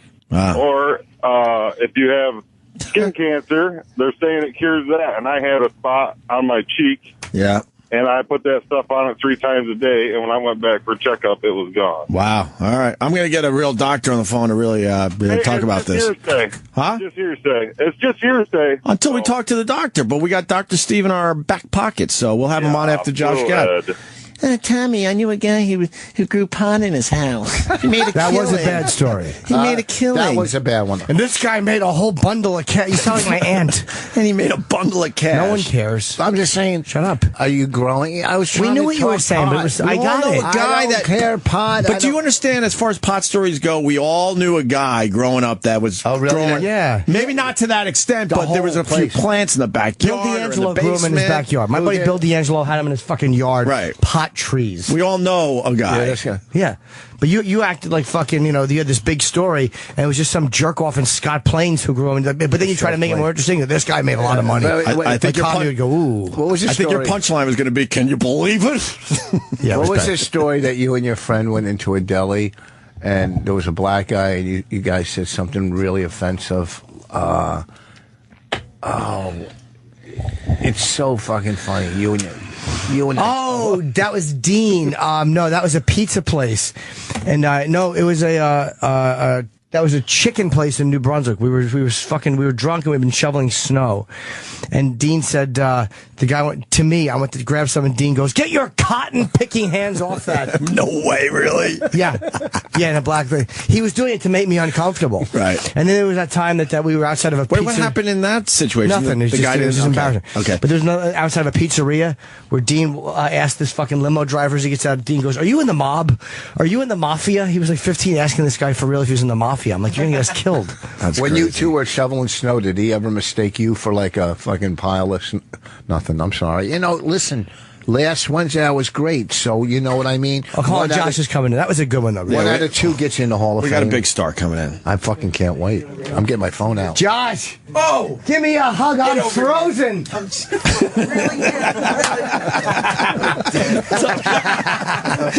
dick. What's up, Josh? How you doing? Rick Fox. Josh. Long time, brother. You're a big star. Holy shit. You guys had You look good. You look like you'll drop some weight, too. Nothing. I know. You look great. I put on weight, man. Really? No. I literally dropped 40. What am I, Kevin Hart? Why is this chair so fucking high? Yeah, it is meant for little fellas. Yeah, it really is. How do I do this? Just hop up. Just hop up. up. I want you to be comfy. Because then it'll sink down a little bit. Eat the microphone right now. Right. Tommy Chong was sitting in there. Tommy. He's got ass cancer that wait he's a second. curing Did with Tommy tell you about marijuana. Wedding Ringer? No. He's in it? No, but he posts online yesterday. It made Kevin and I laugh so hard. He goes, I got to tell you, I just saw this off-the-hook movie, Wedding Ringer. Josh Gad and Will Ferrell. He goes, Kevin Hart and Will Ferrell are so fucking funny. And he's like, wait, what? He called Will Ferrell.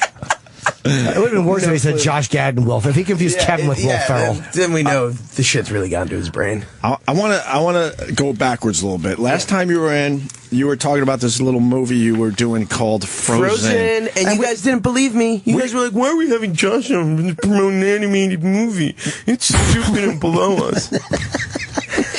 Yeah, you did. You guys were dicks to me. not me. Yeah, you were. I'm always a good guy. Wait, I was a dick? Yeah. Always. You're always the dick. Always. What the It's true. Hey, look. You know it's true. I didn't like him from day one. Right. It's just something like you ooze that sort of like I don't know how to describe it. Just dicky, like I like this. Aggressive. This is a compliment. Arrogant. I thought we were friends. Sort we're of. It doesn't make. Look, it actually makes me like you more because I don't know what you're capable of when I'm not here. So I don't want you saying bad shit about me. I've never talked bad about you. So waspy. Waspy. We saw you in Book of Mormon when you were still. Dude, you guys had me on when I was nobody. You think I've forgotten that? Thank you. Well, others do. I never. I got a list. It. You want to see the list? I keep a list of the people that forget us. I'm not one of those people. What happened there? I had a cough. I'll tell you what. I'm not going to get in the middle of this, but you will never hear no from me because again, I know what you're capable of if I turn my back. I like that's very nice of you to say. Can I be in your next movie? Absolutely not. Look, I'm going to tell you right now. Can we find the audio? I need to find audio of me trashing you coming in talking about Frozen. There's no way I did that. No, you didn't do that. You didn't do that. We didn't really care at the time. No, like, you guys another didn't care. animated You were film. like, we like Josh, but whatever this movie's. By the way, I don't think anybody knew what the hell that movie was. That's what I want to ask you. I certainly didn't. When did you realize, like, oh my God, we got one of the biggest hits of all time? I realized that the movie opened around Thanksgiving, right? And I realized it around January. And I'll tell you why around January. Because it wouldn't go away.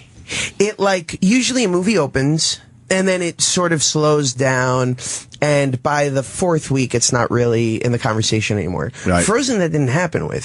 Suddenly, in January, it, like, spiked back up to the #1 film in America. And I was just like, this is unusual. And then, like, slowly through January, it worked its way up into the all-time highest-grossing movies ever. Right. And it just sort of was a slow roll. And then I was suddenly getting stopped on the street every day by people who knew that I voiced Olaf. Now, I'll tell you what I'm not going to be as surprised by. The success of a little movie called The Wedding Ringer, which I'm doing right now. I'll tell you what, that is a great transition, if I may say so myself. Can I ask a couple more Frozen questions? You can always ask Frozen questions, as long as they tie into a movie called The Wedding Ringer. Were you frozen at all while you were making The Wedding Ringer? Was it cold? It was so cold on that set, we just couldn't let it go. I see a lot of animated films because of my son, and because, you know, I saw Frozen in the theater, and I was blown away. Did your son like it?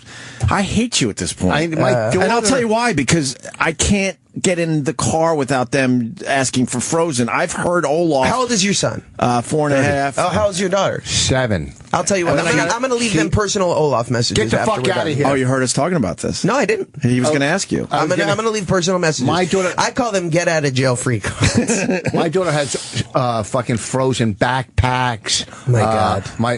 Frozen throughout my wife's pussy's frozen. Everything's frozen in my house. That's too much information, but thank you so much for sharing that. Wedding Ringer. What about the Frozen merchandise? Frozen merchandise. Do you get a taste of that? Oh, I get a taste of how much it's selling as I cry myself to sleep and say, wait a second, why am I not getting any of it? Right.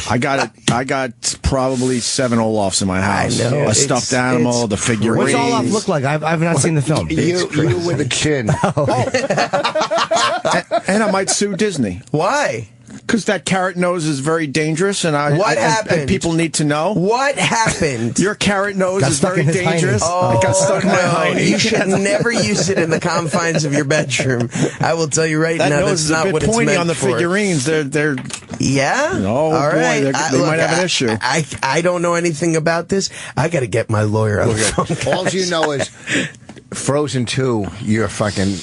Yeah, are you guys going Frozen 2? You're golden. Look, here's the deal. We get asked about it all the time. The truth is, I really don't know. I would imagine that at some point, if audience interest is still there, eventually the creative team will want to revisit these characters if there's a story to tell. Listen, if they did Anchorman 2, they're doing Frozen Man. Frozen Man. I'm sure they will. Frozen Man 2. Frozen Man 2. It's a weird guy frozen in the tundra who we all have to save. Wedding Ringer. I had to drive down to Philly for Frozen on Ice as well. Really? That's where we're at with this Frozen thing. I haven't even had to Frozen on Ice. It's crazy. I just went to Disney World. It's everywhere. I mean, it's everywhere. It's a very surreal thing to see something that you created suddenly walking around a Disney park. And, like, it's a very... the whole thing is surreal. At Christmas time, everywhere I went, there was just merchandise all over the place. Wow. Not as much merchandise as Wedding Ringer's going to offer. Nice. Let me tell you guys about the little Kevin and Josh dolls are going to be a hit with kids of all ages. Those would be a great hit. Kevin's to be actual size. Yeah, they're adorable. Yeah. Next time you come in, we won't talk Frozen. It's just talk Wedding Ringer. That's right. You got me now. The other thing I do want to say, and it's a compliment, you fucking killed in the movie. You almost stole the movie. Thank you. You were hilarious. Did you write a lot of that stuff yourself? I improv'd a lot of it. You did, right? Like the stuff like I've been impaled. Like that stuff was just literally done in the studio to make them laugh, and it just sort of. I was shocked that the editor kept it in. But when I did that movie. One of the most influential movies growing up for me was Aladdin. I saw that movie probably 7 times in the theater. Robin Williams as the genie blew my mind. And I literally was like, I want to do that one day. So the opportunity to play like a Disney sidekick, God bless his soul, is really was a tribute to his performance in that. Kidding. Because I was so mesmerized by the power of comedy and comic relief in a Disney film based on what he did. Also what Nathan Lane did and Ernie Sabella did in Lion King. Like those movies, Sebastian in Little Mermaid, those movies were so influential to me. So I really wanted to create a character like that for today's kids. You're right up there with those guys now. Thank you. How hard is it compared to doing a voiceover acting to doing on-set, on-screen acting? Whole different set of challenges. I mean, you only have your voice to tell a story. So in some ways it's easy because you can show up in pajamas and just get in front of the microphone and do your thing like you guys right now. You're completely buck naked. The audience at home doesn't know that you're all freeballing it. But for me, it was actually really liberating. I love getting behind a microphone. I really enjoy animation because it's just you and your voice creating an entire world, and then the joy of seeing it come to life based on hundreds of animators working tirelessly over the course of 2 years is the most rewarding. The first time I saw that movie, it was like Christmas Day. Like I just opened this incredible gift. When you're making a live action movie, you sort of see the pieces coming together, but when you're doing animation, you don't see the sausage being made.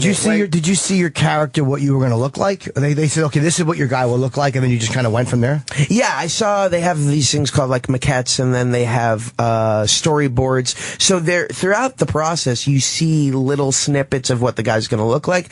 But I have to hand it to the animators. They really do sort of use your voice and your facial expressions as a springboard for what you see on film. But unlike on set, you can read in front of you. You don't have to memorize the copy. Oh no, you have to be off book. You have to be off book, just because it's more natural. I'm fucking with you guys. So why would you be off book for an animated movie? What kind of stupid question is that? Opie told me to answer. I'm leaving, guys. Oh, what the fuck, Rich? Record this. No.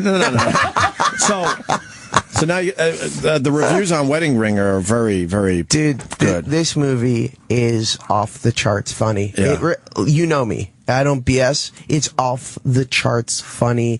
Kevin it's his best movie ever. He's insane. He's very excited about it. He's insane. It's like that moment where Eddie Murphy was always incredible in everything he did. Yep. And then suddenly we all saw Beverly Hills Cop, and it was like, what the hell just happened? Wedding Ringer is sort of that for Kevin, I think, because he just becomes... He exudes superstardom in this movie. It's incredible to watch. He plays your best man, like the best man company. You're getting married and you're socially awkward, so you hire him as like a fucking fake best man. That's right. I hire him as a fake best man because my fiance, played by the sweet and incredible Kaylee Cuoco Sweeting, is a type A personality, and she's having 7 bridesmaids. She wants me to have 7 groomsmen. The problem is I have no friends.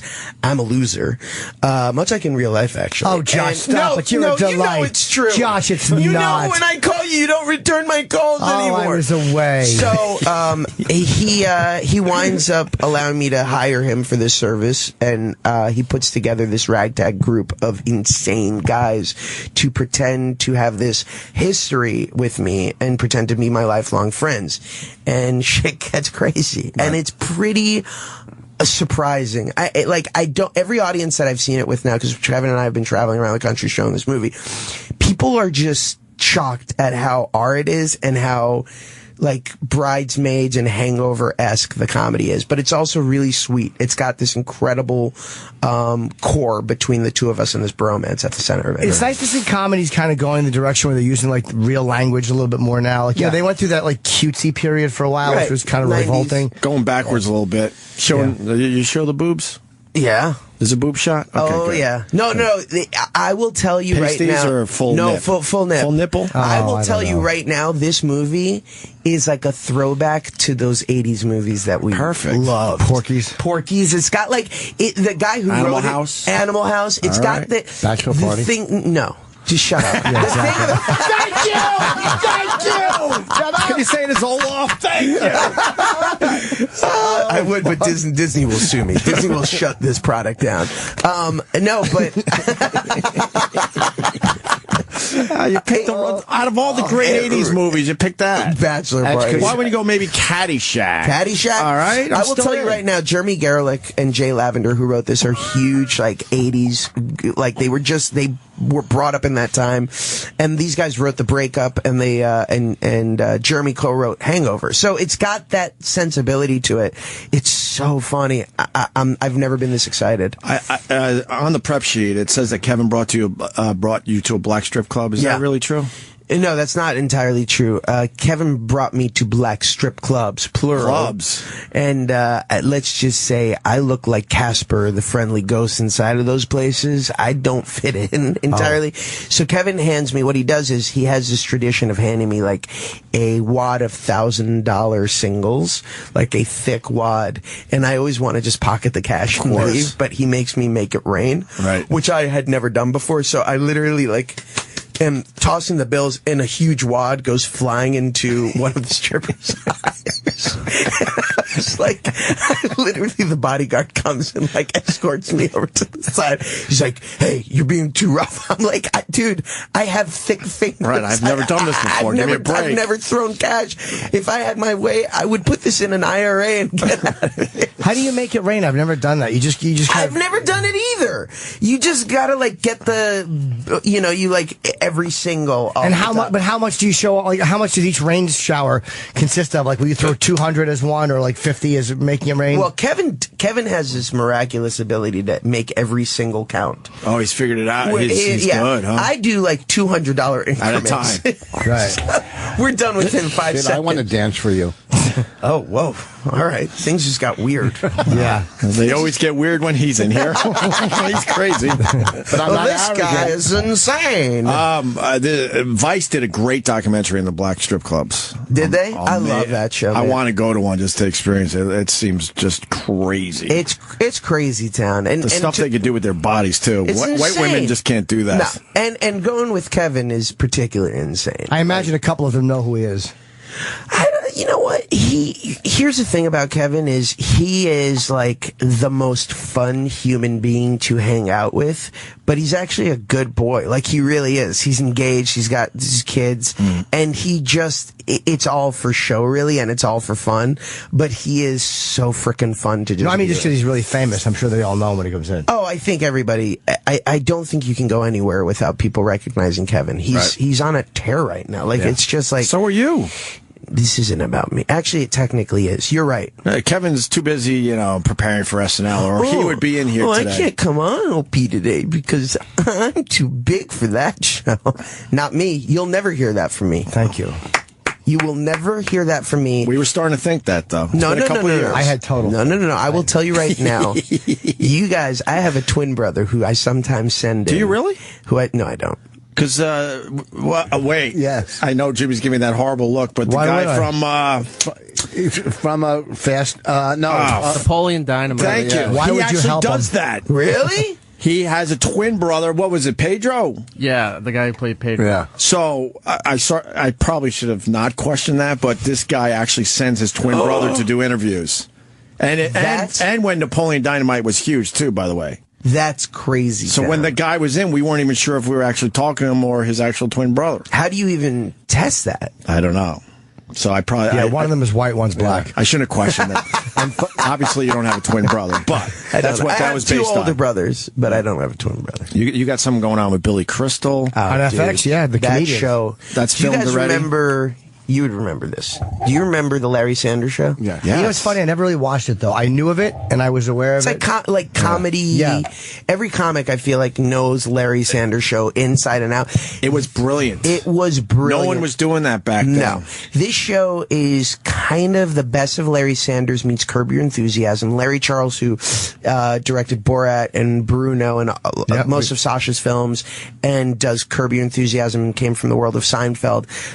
He has pretty much directed all the episodes. Ben Wexler from Community and Arrested Development, and Matt Nix from Burn Notice, they co-created it. And Billy and I literally play ourselves, and we're paired together to do the show together on FX, this variety show. But it's about the nature, the disconnect between two generational approaches to comedy. Wow. So Billy coming from a more old school approach, me coming from a younger approach, and us being forced to work together. And it's so uncomfortable, and it's so funny, and it's really special. When is that air? This spring on FX, I think around April. FX is getting They're on done. a tear. They're great, man. They're on a tear. They take chances. They took a chance with Louis. Yeah. Dude, Louis, I think, is the best comedy on TV, and like to just occupy the same air as that show it's a dream come true. And what about last time you were in? You were talking about the Sam Kinison thing. Please tell me you're still playing Sam. Well, Larry Charles, who is directing me in Comedians, is directing that, and we're just literally waiting for the script to be just right. It's such... Kinison is such an amazing force of nature, and his life is so unbelievable, and the things that happen in his life are incredible that we don't want to shortchange any of it. So we're waiting for that definitive script, and right now there's a draft being written that I think is going to be that one, and we're really excited about it. But we just want to get it right. Are you practicing the Kinison voice and the scream and all that? Oh yeah, dude. The scream is, you'll actually see a little bit of the scream. I'll tell you what, I sort of tested it out in my next film, Pixels. There's a scene in which I go full Kinison, which when I come back here for Pixels, I'm going to ask you if you know which scene I'm talking about. Okay. You'll see a preview of what's to come. I actually go a little Kinison in it. I'm excited. It's great. Kinison, I freaking loved going. He's the greatest. I was fucking just watching him. You're just sitting there amazed. I didn't like the language. Yeah, I mean, it turned you off. Not necessary. It turned you off. Well, those guys from Texas, Hicks, Kennison, there was some... Was Carl LeBeau a Texas guy, too? Yes, Carl LeBeau was, I mean, that was Kinnison's best friend. Yeah. What's so incredible about Sam, and without going into too much detail about what we're doing, is that it really, what fascinates me is the religious aspect. The guy was the son of a preacher. He was a preacher himself, and he railed against the hypocrisy of the church. Right. And he railed against the hypocrisy of the televangelists who he saw as frauds, especially at that time. And so that's what fascinates me, is that juxtaposition between religion and comedy. And it always fascinates. It's what fascinated me about Book of Mormon. And I think that there's something really interesting there. And so that's kind of the foundation for the story that we're telling. Nice. And the fact that his voice was so powerful, it's like when you know he's a preacher, you're like, it makes perfect sense that he was able to communicate so well, command an audience so well. There's actually, you can find footage of him preaching. It's pretty incredible. I've seen it, and I think it's on YouTube, and it's out there. You should definitely take a look. It's really cool. Well, when he did on SNL, he did the Jesus bit on SNL. Yeah, and by the way, NBC banned him. And then he was like, after he became like a supernova, they were like, okay, we'll bring him back. Well, but he was banned because of that first appearance. And they edited that in replays too, I think. I remember the hammering of the fucking... Just amazing. No one was doing anything close to that. No. Now we take it for granted. You've got like Louis Black, and you've got the comedy of anger now, and it's sort of like we take it for granted. But Sam and Hicks, like those guys created that emotional comedy, that like viscerally aggressive form of comedy in the 80s. You like Bill Hicks? I do. Yeah. I have to watch him. I don't know Hicks. Bill Hicks nearly as well as I know Kinnison or even Pryor. Right. Like, that was my jam growing up because of my brothers, but everything I've heard of Hicks is incredible. Relentless is one of my favorite CDs of all time. I got to go back and visit that. Oh, it's just and it works today. Yeah. All the stuff he's talking about is still happening. I worked with Hicks in Texas like 2 or 3 times back, and you would watch him. I was new, though. Right. But you'd go, this guy is so... And this is fucking almost 30 years ago. You're going, this guy is so good. You'll never be as funny. Like, I could never be as funny as fucking Hicks. Right. You can still say that now in any club you're in. But shut up, let my friend laugh. Also, too, though, let Josh Gad laugh. Yeah, Rich. I am. I'm talking, but I mean, I think Stanhope is at the same level as a Hicks. I think Stanhope's is brilliant. I gotta tell you, we are in the fucking second or third golden age of stand-up right now. I think that we have some of the best stand-ups in the history of stand-up comedy working the circuit right now, and it's an exciting time. Present company excluded. But I do think. Wait a minute. That we are. We're at that like apex right now, where there are so many great stand-ups. It's amazing. I saw this comic on the road, Rich Voss. Fucking brilliant. Really? Brilliant. He's done everything. I'll tell you what. A bunch of the guys in my movie are stand-ups. A bunch of the guys in Wedding Ring. He doesn't know your name. I love this. A bunch of the guys in my movie are fucking stand-ups who blow your socks off. Guys like Colin Kane. I don't know if you know him. Yeah. Afian Crockett. There's all these guys who come from that world who are like in the same way that the girls in Bridesmaids just sort of came in and shock and awed you. These guys do that. My groomsmen are just insanely funny in this movie. I wish Colin Kane, a tall, good-looking guy from New York. He is, yeah. He's brilliant in this film. Brilliant. He's going to be a big star now. Yeah, I can see that being a good role for Colin. Yeah. We didn't get to see the movie. We usually get to see these movies before you guys come in. I don't know what to tell you. I think that you guys were lazy. I think that you had an opportunity. I know. I think you guys are holding this one tight to your vest. I think you guys just had the movie in your laps and you were like, you know what, fuck it. Josh, I would like to. We want to talk about Frozen. We don't really care. I want to see Wedding Ring or Bad. I want to just talk about Book of Mormon. Yeah. It's still one of the greatest things I've ever seen. Absolutely. How many years ago did you leave now? Dude, what was that? That was like 3 or 4 years ago. Is it that long already? 4 already? years ago almost. Wow. Isn't that crazy? We're getting old. Wow. Yeah. And they're still showing it every day in Times Square? Still every day. Biggest shows. Still one of the biggest shows on Broadway. And they still line up every day hoping to get a ticket. Tickets are more expensive now than they were even when I was in it. It's really fascinating. Talk about being like blown away by something. Like, at least Frozen had the potential to do big. You're talking about a Broadway show here. Like, we thought it was gonna like open and maybe, at least I did, like last 6 months. So you can't do a show this offensive and like consider it a commercial hit, can you? And it just blew my mind to see that thing become what it became. Amazing. Really. It's crazy. Did you see Book of Mormon? I was supposed to. What happened? Well, Eli, I don't want to get into it, but no, I'm gonna. Okay. I gotta make a call. Yeah. He doesn't care anymore. He's not in it. He's been out of it. No, it's. I didn't. I mean, we were whatever. supposed to see it, and no one cares. Think fell. He just asked me if I saw I know, it. but then you said that again. But then, like, yeah, I gotta agree with these guys. You take a moment and you sort of shit all over it. It's like, and what, everybody's supposed to be positive. Well, I don't know. It just got you brought trying the mood, to be positive you brought today. The mood to such a sad standstill, and I'm just. I've done that many times. Aren't you noticing the positivity in the room today, Yeah, Rich? we all walked in. We're all so happy. Look how successful Josh Gad is. Man, yeah, fun with a capital F. Just like overdosing on downers here. Yeah.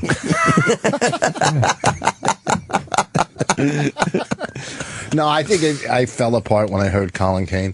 I think that's where he has a thing for Colin. I think that's where it fucking killed me. That one hurt. That one hurt a little bit. That one hurt. He's like, wait, why didn't I get the call to be in Wedding Ring? I mean, I would have went with Gary Goldman, but I'm just saying. Wow. Are you sick of the Olaf thing? getting back to that? No. So many people ask you to do the voice? No, I never get sick of it. I'll tell you what, it's the greatest thing in the world, especially when I get to leave a message for a kid in need. Our phones are up. Gonna have to go to break soon.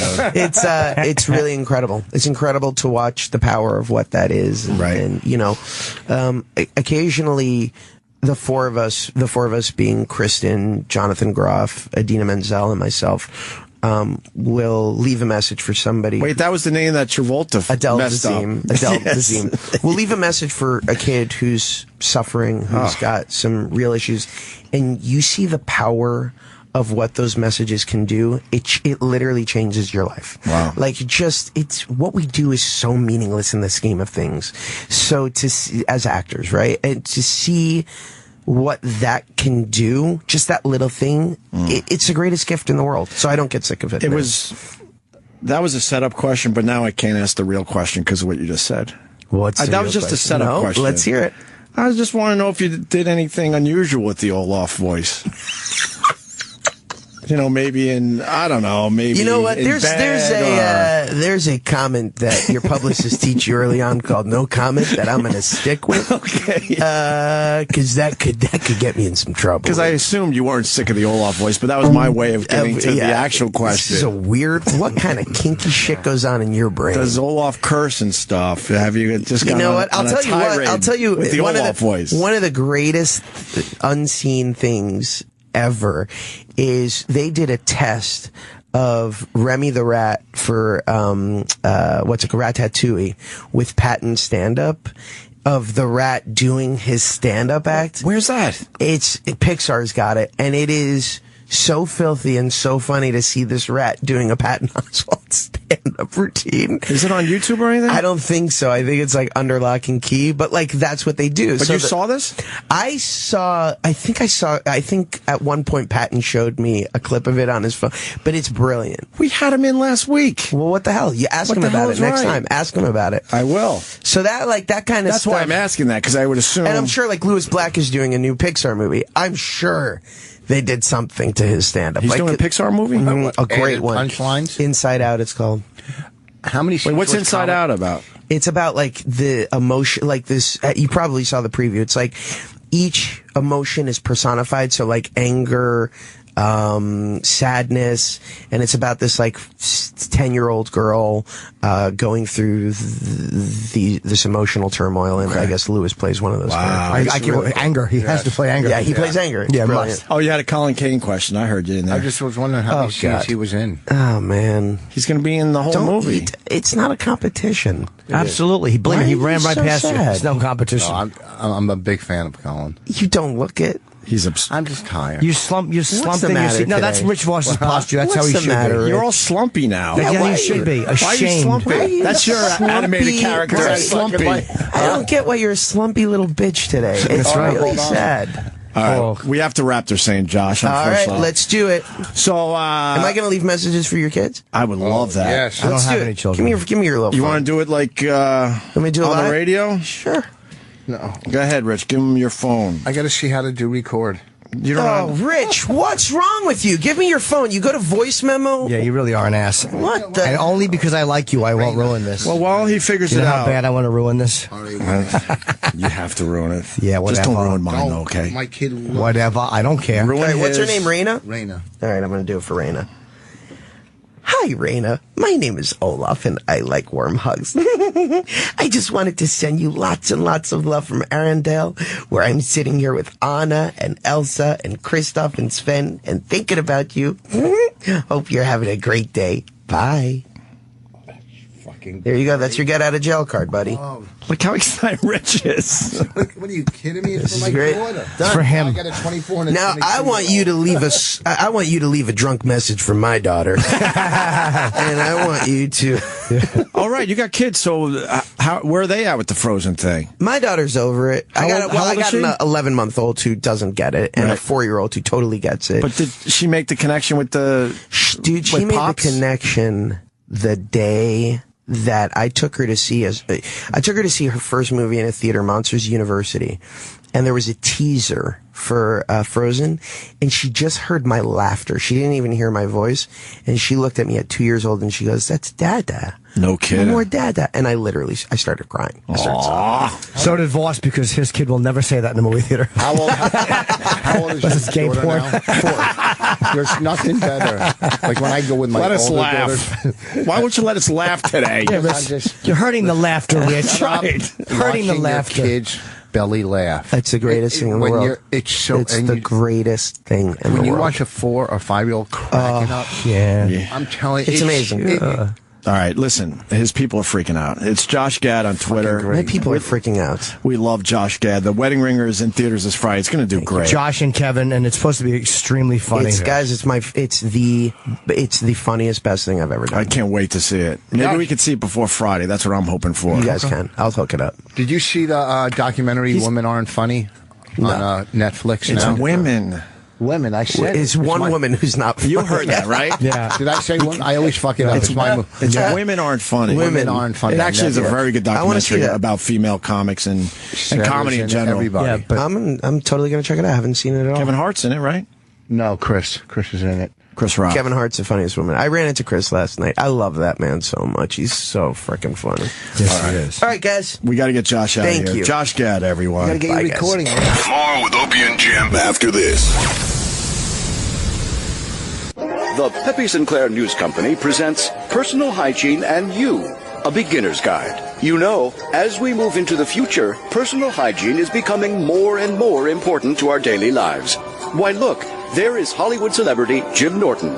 Mr. Norton, what is the most important part of your daily hygiene regimen? I like my own asshole to sparkle. And sparkle it does. How do you achieve such a sparkle, Mr. Norton? This is how I wipe my ass. There's the toilet. I put one foot up and I go like this, and I arch my asshole out, and I fucking open the cheeks, and I make sure that I get in there. I put a finger all the way up in until it's fucking completely clean. Even on those extra messy days? If it looks like there's still more work to be done, then I'll do like a wet wipe or whatever, and I'll wrap it around my finger and push it almost up. You never know when a massage therapist might have to get in there, you know?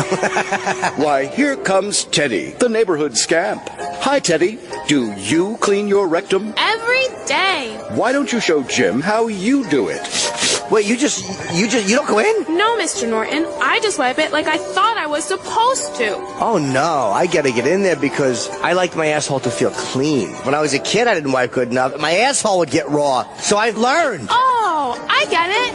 Thanks, Mr. Norton. You're welcome, Teddy. We've all learned a little something today. I like a nice clean ass. Makes me feel like a better person. We couldn't agree more. Tune in to our next personal hygiene lesson when we'll go over the schmegma removal process. And remember, clean assholes for a better tomorrow. In case you missed it. Recently, this happened on Opie and Jimmy. So we got to do the smack video that Jimmy brought up on the subway. Oh, That yes. Was, these women, these fucking four women, black women, were yelling at some guy for something, and they were smacking the phone out of the guy's hand who was filming it. But he seemed pretty nonplussed by it. Like, that guy should not be arrested for slapping them. This is the setup. A brawl broke out on an F train in Greenwich Village when a woman was smacked in the face and knocked down by a man she was arguing with, and four people were cuffed following the man. A man she was arguing Why don't they with? say No, that she was a man fighting. she hit first? Yeah. Are we like all dating now? Is that what this is? We're all married now? And then they tell you, oh. She struck him.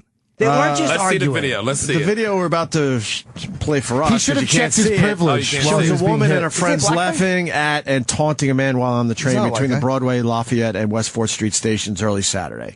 So that's what we're going to be watching. I don't know what started the argument, but he's a I know what started. 6'12" man. He has on an 8-ball jacket that ain't been around since like '89. He does address that. It's too short for him. His little arms are sticking He out. appears to be a Latino of some kind, maybe? Yeah. He's a big guy. It's like you Alpo from Harlem in '89 selling drugs with a. All right, go ahead, just play it.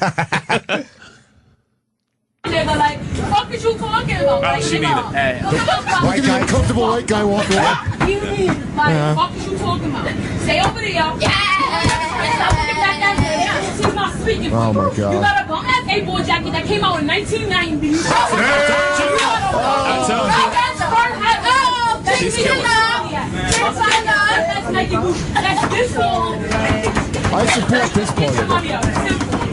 I'm done. Work is done. Get your money up. All right? Done. All right? You want to know some shoes I got on? I got Steve Madden on. All right? Nobody wants Steve Madden no more. What the? Why you stood just for me? Get your Oh, see? Oh, she hit him. I don't know what's going on. The guy who's filming hard to understand. said something. Yeah. They were yelling at another guy. The guy who's filming. Steve Madden's a played out too, bitch. That's what. Oh, is that what he said? So what to choose? Okay, so he started with her. She came over, yelled at him, and they smacked his phone. Of course, they Right. smacked Wait, what did the him. guy say that was filming? That he said that Steve Madden's the shoe squad. Yeah, She's yeah. like, I'm wearing Steve Madden. He's like, those are played out too, like the 8-ball that's jacket. funny. Oh, okay. So he's kind of siding with the guy. Maybe he saw the beginning of the And argument. that pissed her off. And and she knocks the phone out of his hand. Nice. One of her friends comes over and knocks Yeah. the phone out of his hand. That's a gang. Yeah. Yeah. Yeah, they're the Lizzies from the Warriors. Go back to the Steve Madden line if you can, please. That's hilarious. That's a good line. Nobody wants Steve Madden no more. Why you stood just for me? Get your That's the girl. Damn, you petty as hell. You can't even afford this now. You petty as hell. What you doing that for? She's got some fucking balls, man. I don't do when you get mad. You sound stupid. Fucking dirty bitch. You sound. She's hitting again.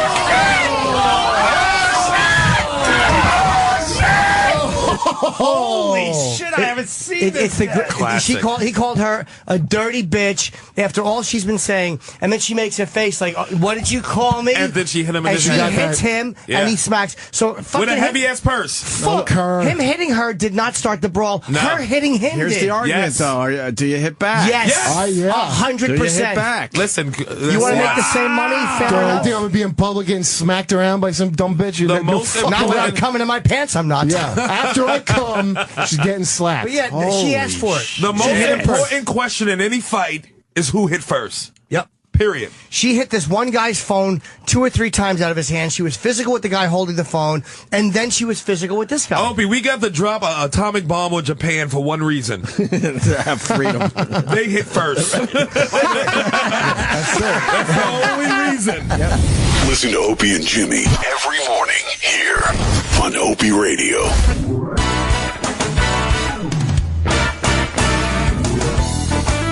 Sammy, I'm getting nervous. Steven Singer will not text me back.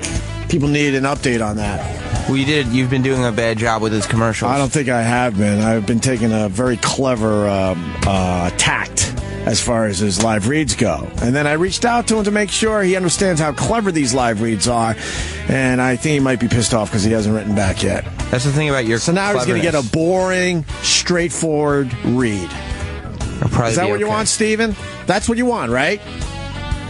Just read every word on the damn paper and don't go off script, right?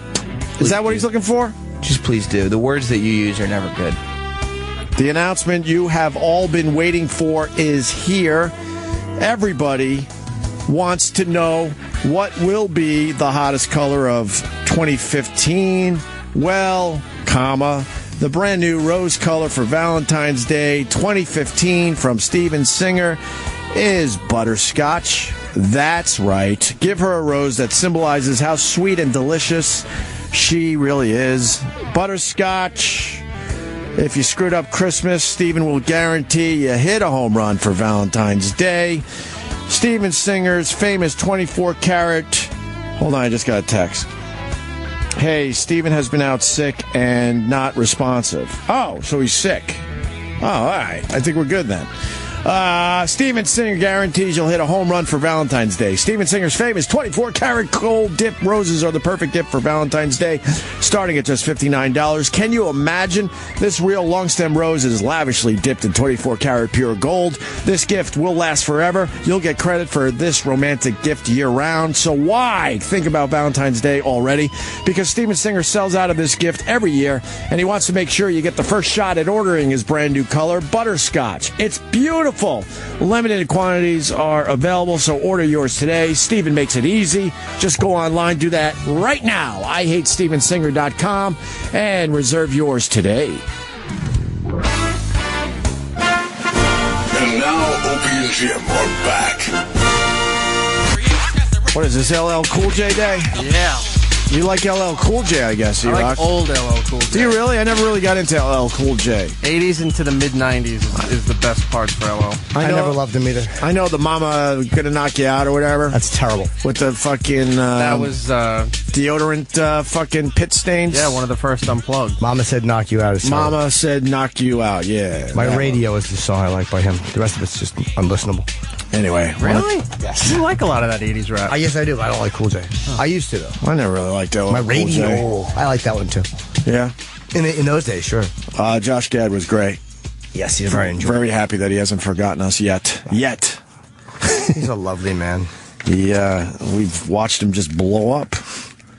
We went and saw Book of Mormon because of Jimmy, actually. You were the one who turned me on to it. We went and saw it, and we were just blown away by Book of Mormon. Then he comes in, and he came in a couple times for that. And now he's everywhere. Yeah. He is going to be a massive star now. Yeah, I think he's so. well on his way, obviously, with Olaf and all that. But yeah. Wedding Ringer is going to be a great movie with Kevin Hart. And he was the star of a tremendous Broadway production, which won Tonys. You know, that's the launching pad right there. That's a huge platform. Broadway, you can go there and work forever, and like the mainstream public won't know you. Right.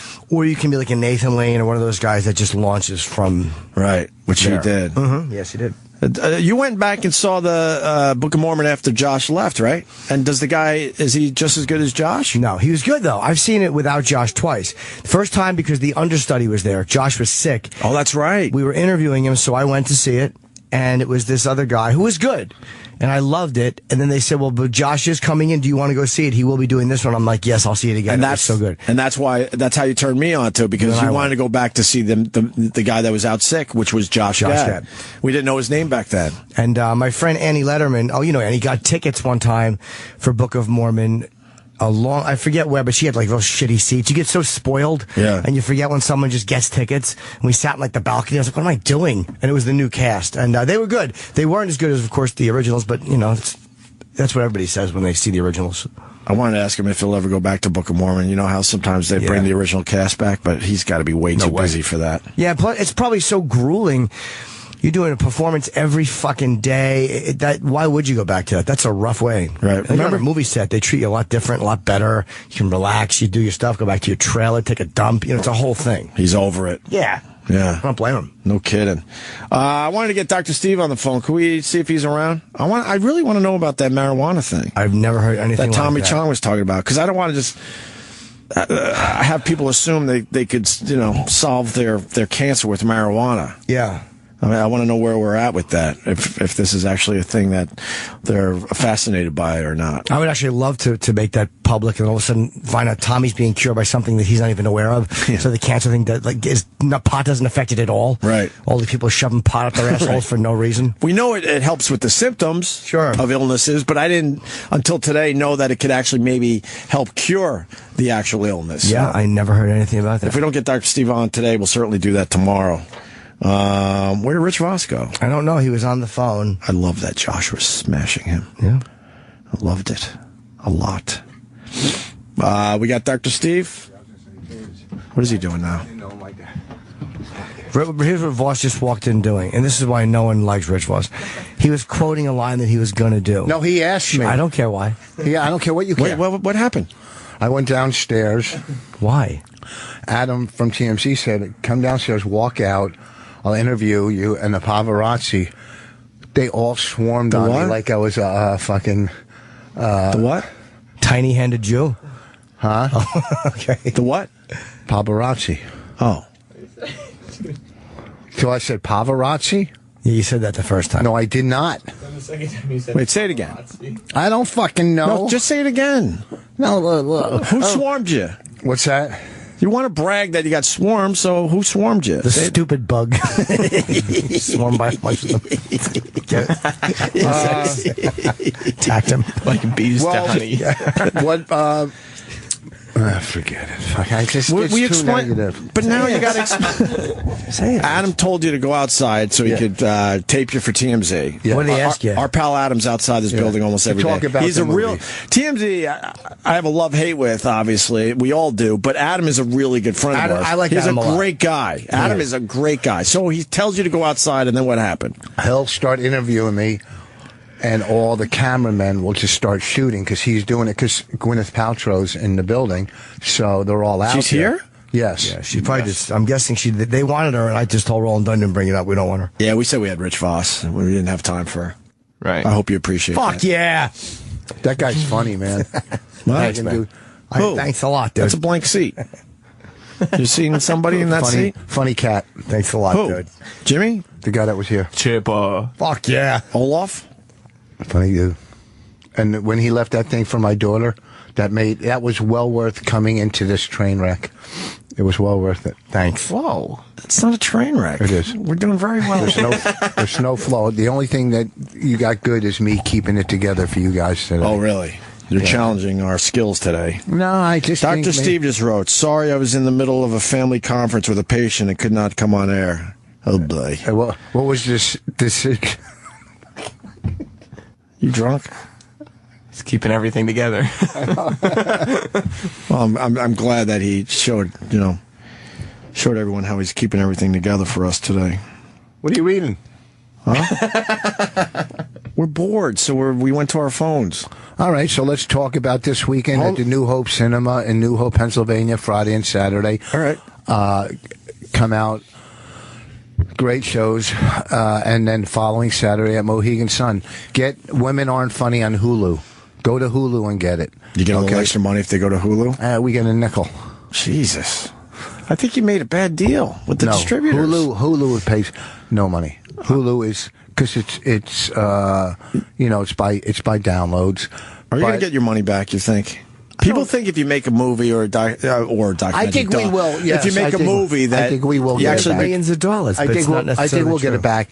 And what we're getting now from Netflix is so many fucking people are watching this I know movie. they are. I can't believe how powerful Netflix is. I mean, you can't believe that. No, huh? no. When it comes to you can when you see movies like Orange is Black and fucking or The New Black. I left out The New Black, but it's not a movie. It's not a movie. It's not a movie. I mean the shows it's a series. On there.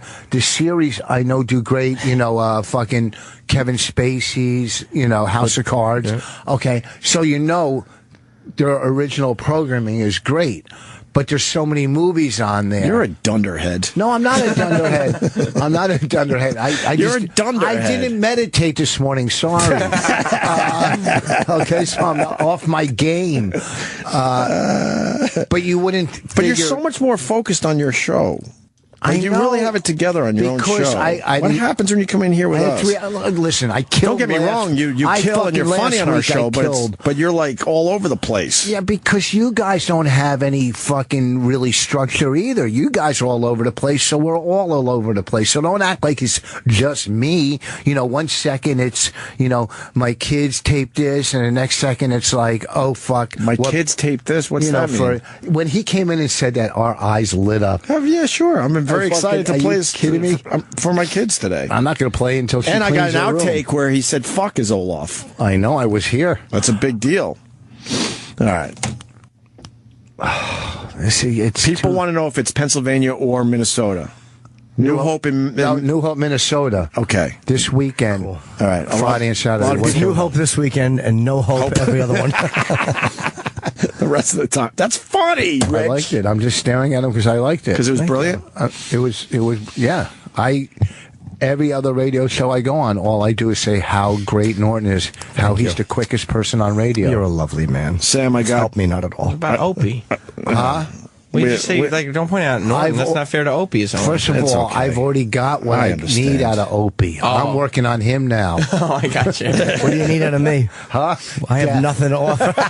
A load or a log. That's all I can give you. What do you want, your little bird turds?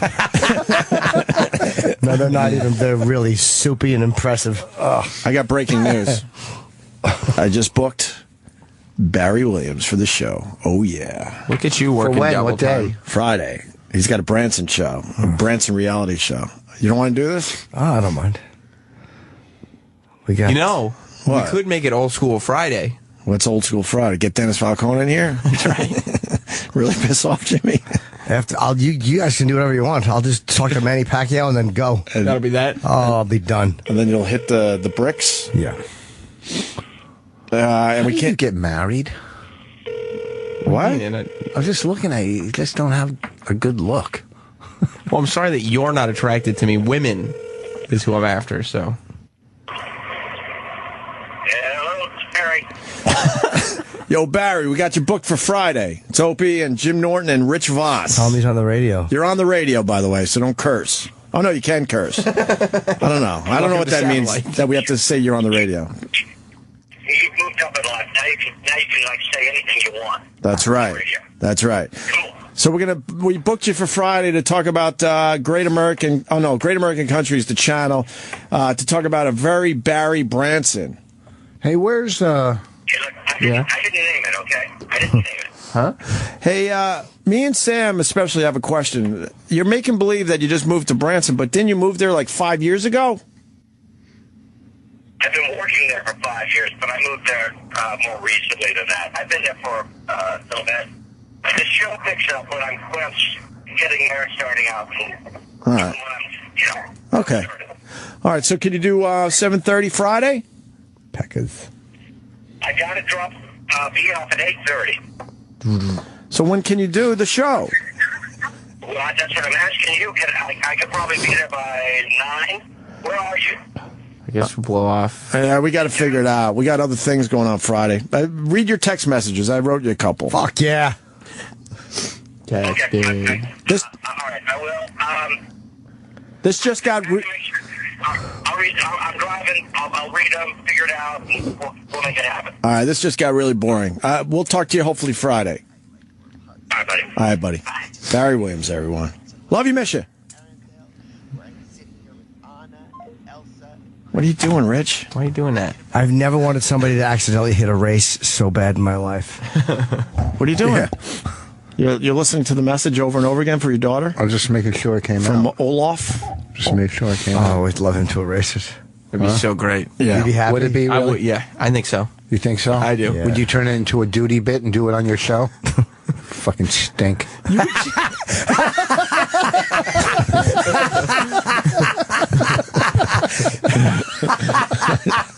Boss is so mean.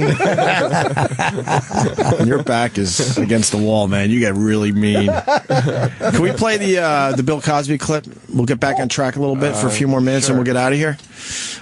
So Bill Cosby, if you listen to the show on a regular basis, a few weeks ago we played the Spanish Fly bit from way back in the day.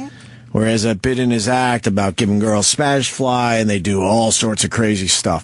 And then what happened was yesterday a clip popped up online. It's pretty viral at this point, where he was on Larry King. Yep. Looks like Larry King about...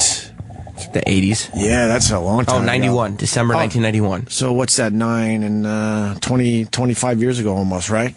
Yeah. From 25 years ago, he's talking about Spanish Fly with Larry King. Yeah, it's a really... but it's, it's not like... The clip is not as rapey as I thought it would be. Right. Well, because it's part of his act, really. Yeah, and it was kind of innocent, but now, now in context, it's like, oof. All right, let's take a listen to this. Ooh. Jesus. Holy. Is it that dramatic, this clip? That's right. I want to show my panel a fascinating interview with I hate this guy. Bill Cosby. Dr. Drew. I like Dr. He kills Drew. people. No, he's wonderful. Thank you, Rich. Fucking opportunist. Fuck him. Well, a lot of people have died around him. No, it's not that. I'm under the torn guise that between- they were filming a very important reality show. I'm just very torn between his whole fucking sobriety bullshit. Why? Because he broke traditions when he was doing his show, in my opinion. He broke tradition. What was the name of the show again? 12-step Celebrity Rehab. Who did? That Celebrity Rehab. Wait, did they mention the name of programs? Yes. They were Are they coming in the from programs? We're coming from this meeting, we're coming from that meeting, and they would Yeah, say, I prefer when they don't do that. because then these celebrities go to these meetings, the people see it, Yeah, and then all of a sudden the celebrities are drinking again, and people are going, "Oh, see, that doesn't work." Yeah, I would prefer that they don't mention names either. Oh, I see what you're saying. So just don't say a 12-step program. And they were saying, No, that's were they saying 12-step program or No. the name of it? the name. Okay. I don't know how many times. I know I definitely saw it once or twice. Were you mad that they didn't mention CSA? What's that? Cocksuckers Anonymous.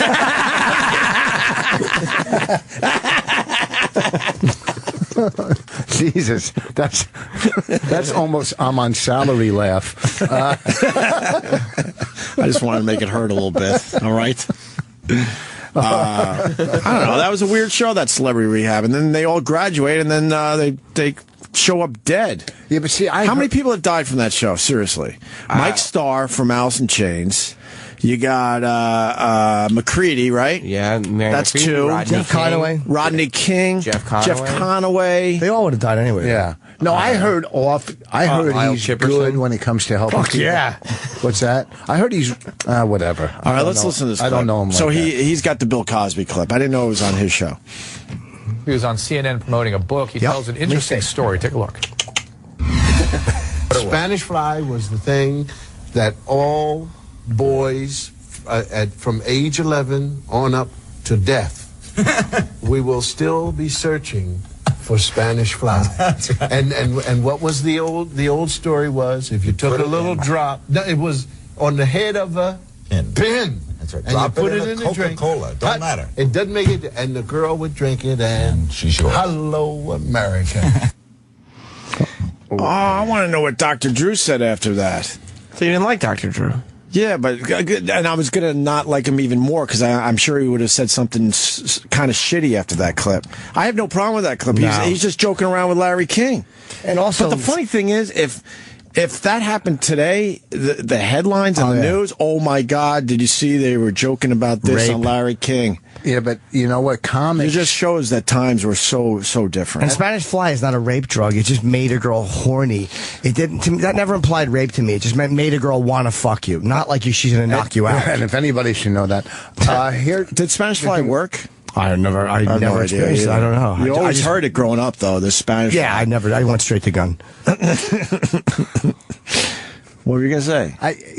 As comics, you'll embellish, but you're really talking about a lot of things you really feel or have done and turn it into comedy a bit. Sure. So I'm not saying that about him, but no. But he was just trying to be funny with Larry King there.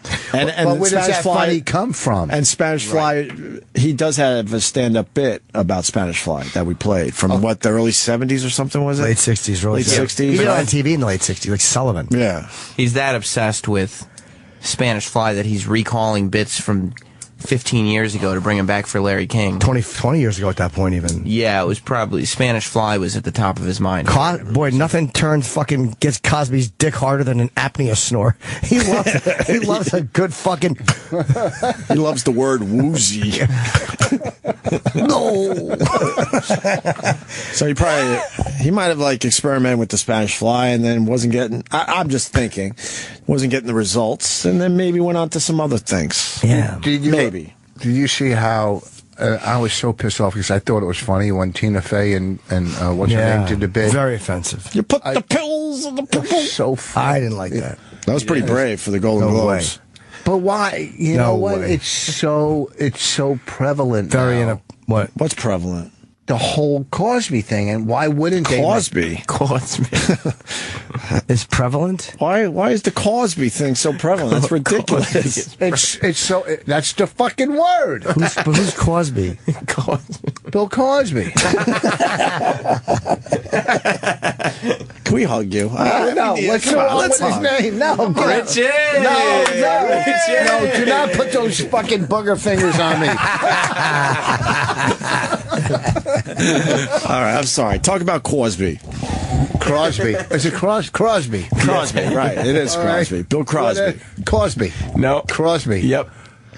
Maybe try Cosby. There you go. What the fuck? He worked it out. Crosby. He went with Crosby and Cosby.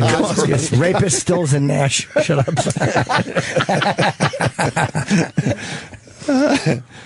I just thought it was funny. I think they're great hosts. I'm a big Tina Fey fan. Holy fuck, I think she's great. I thought that was over the line. Did you like the Margaret Cho stuff? No. Over the line. That fell flat, right? Not for me. They should have bailed on that. Well, they should have done it once. Yeah, that's what should have bailed on it means. Yeah. Ooh. Whoa. Now.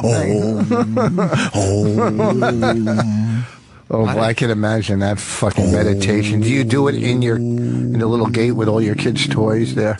so nobody bothers you. You climb into the gate and you meditate. Ooh, nothing on that. Keep going. I just know the outline of your house. It's very tense in here. Huh? Tension so thick you cut it with a knife. Come on, throw a poo joke in.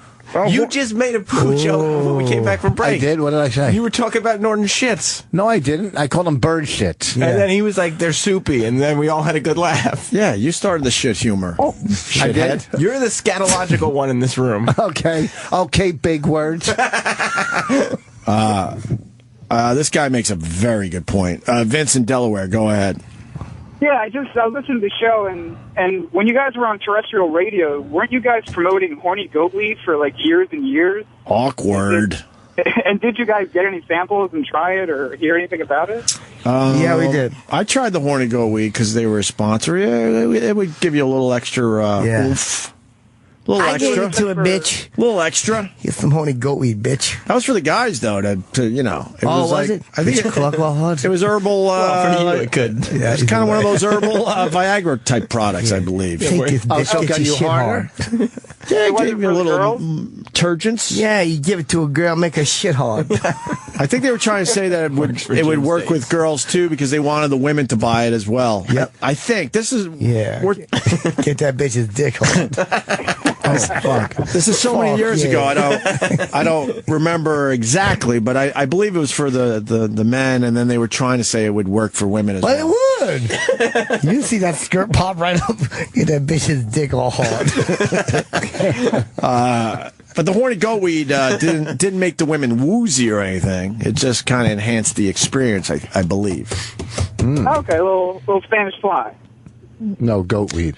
More like a Viagra. Yeah. Well, everyone's focused on the Cosby and the Spanish fly thing, but that didn't make the women woozy or pass out. Right. Norton's act. All right. Thanks, guys. Have a good one. Anyway, and what's this Titanic clip? It's weekend. What? Nothing. Oh, I don't have it.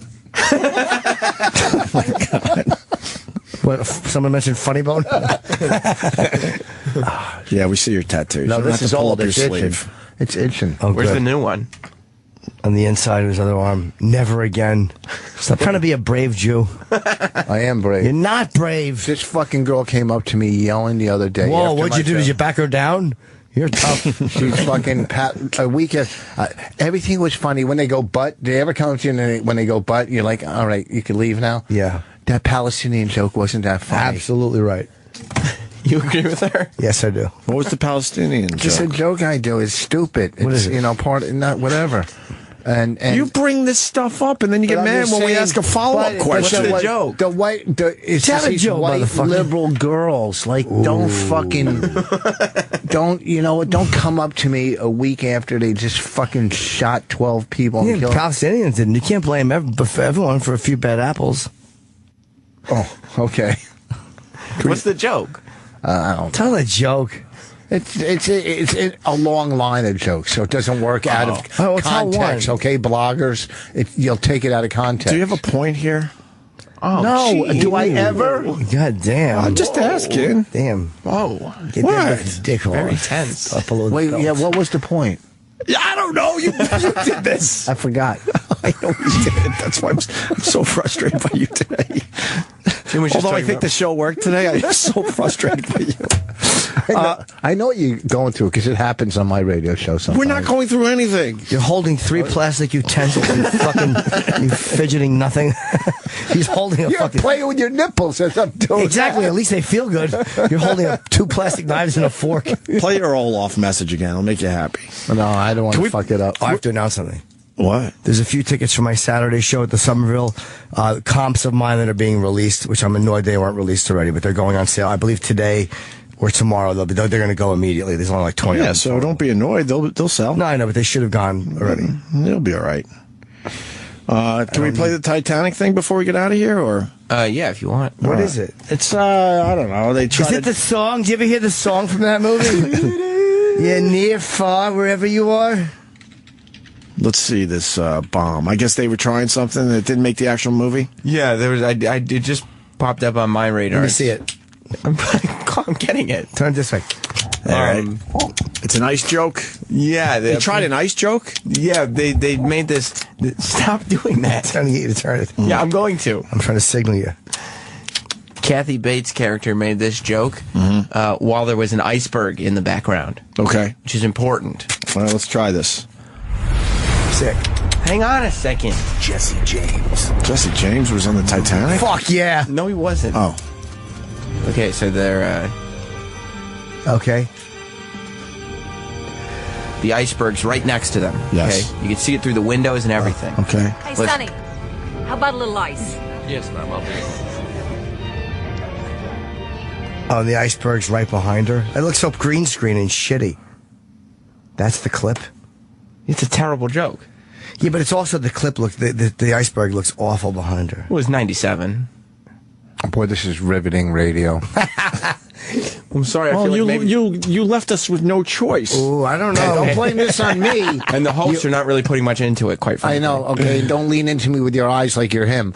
Okay, what I'm saying is you don't end the show because he was. We're not ending the show.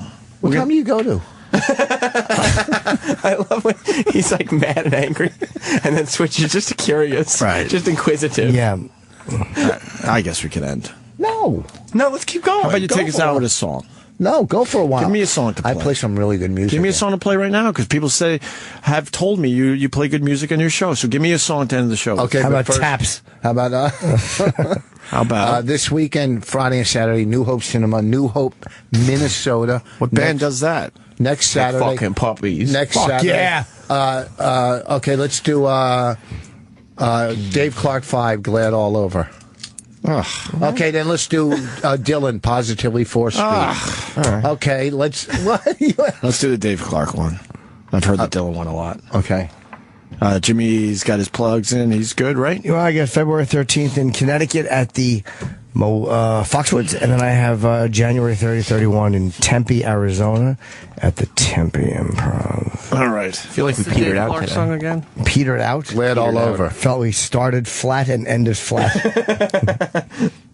This is Rich Voss's pick today. We'll see you guys tomorrow. Oh.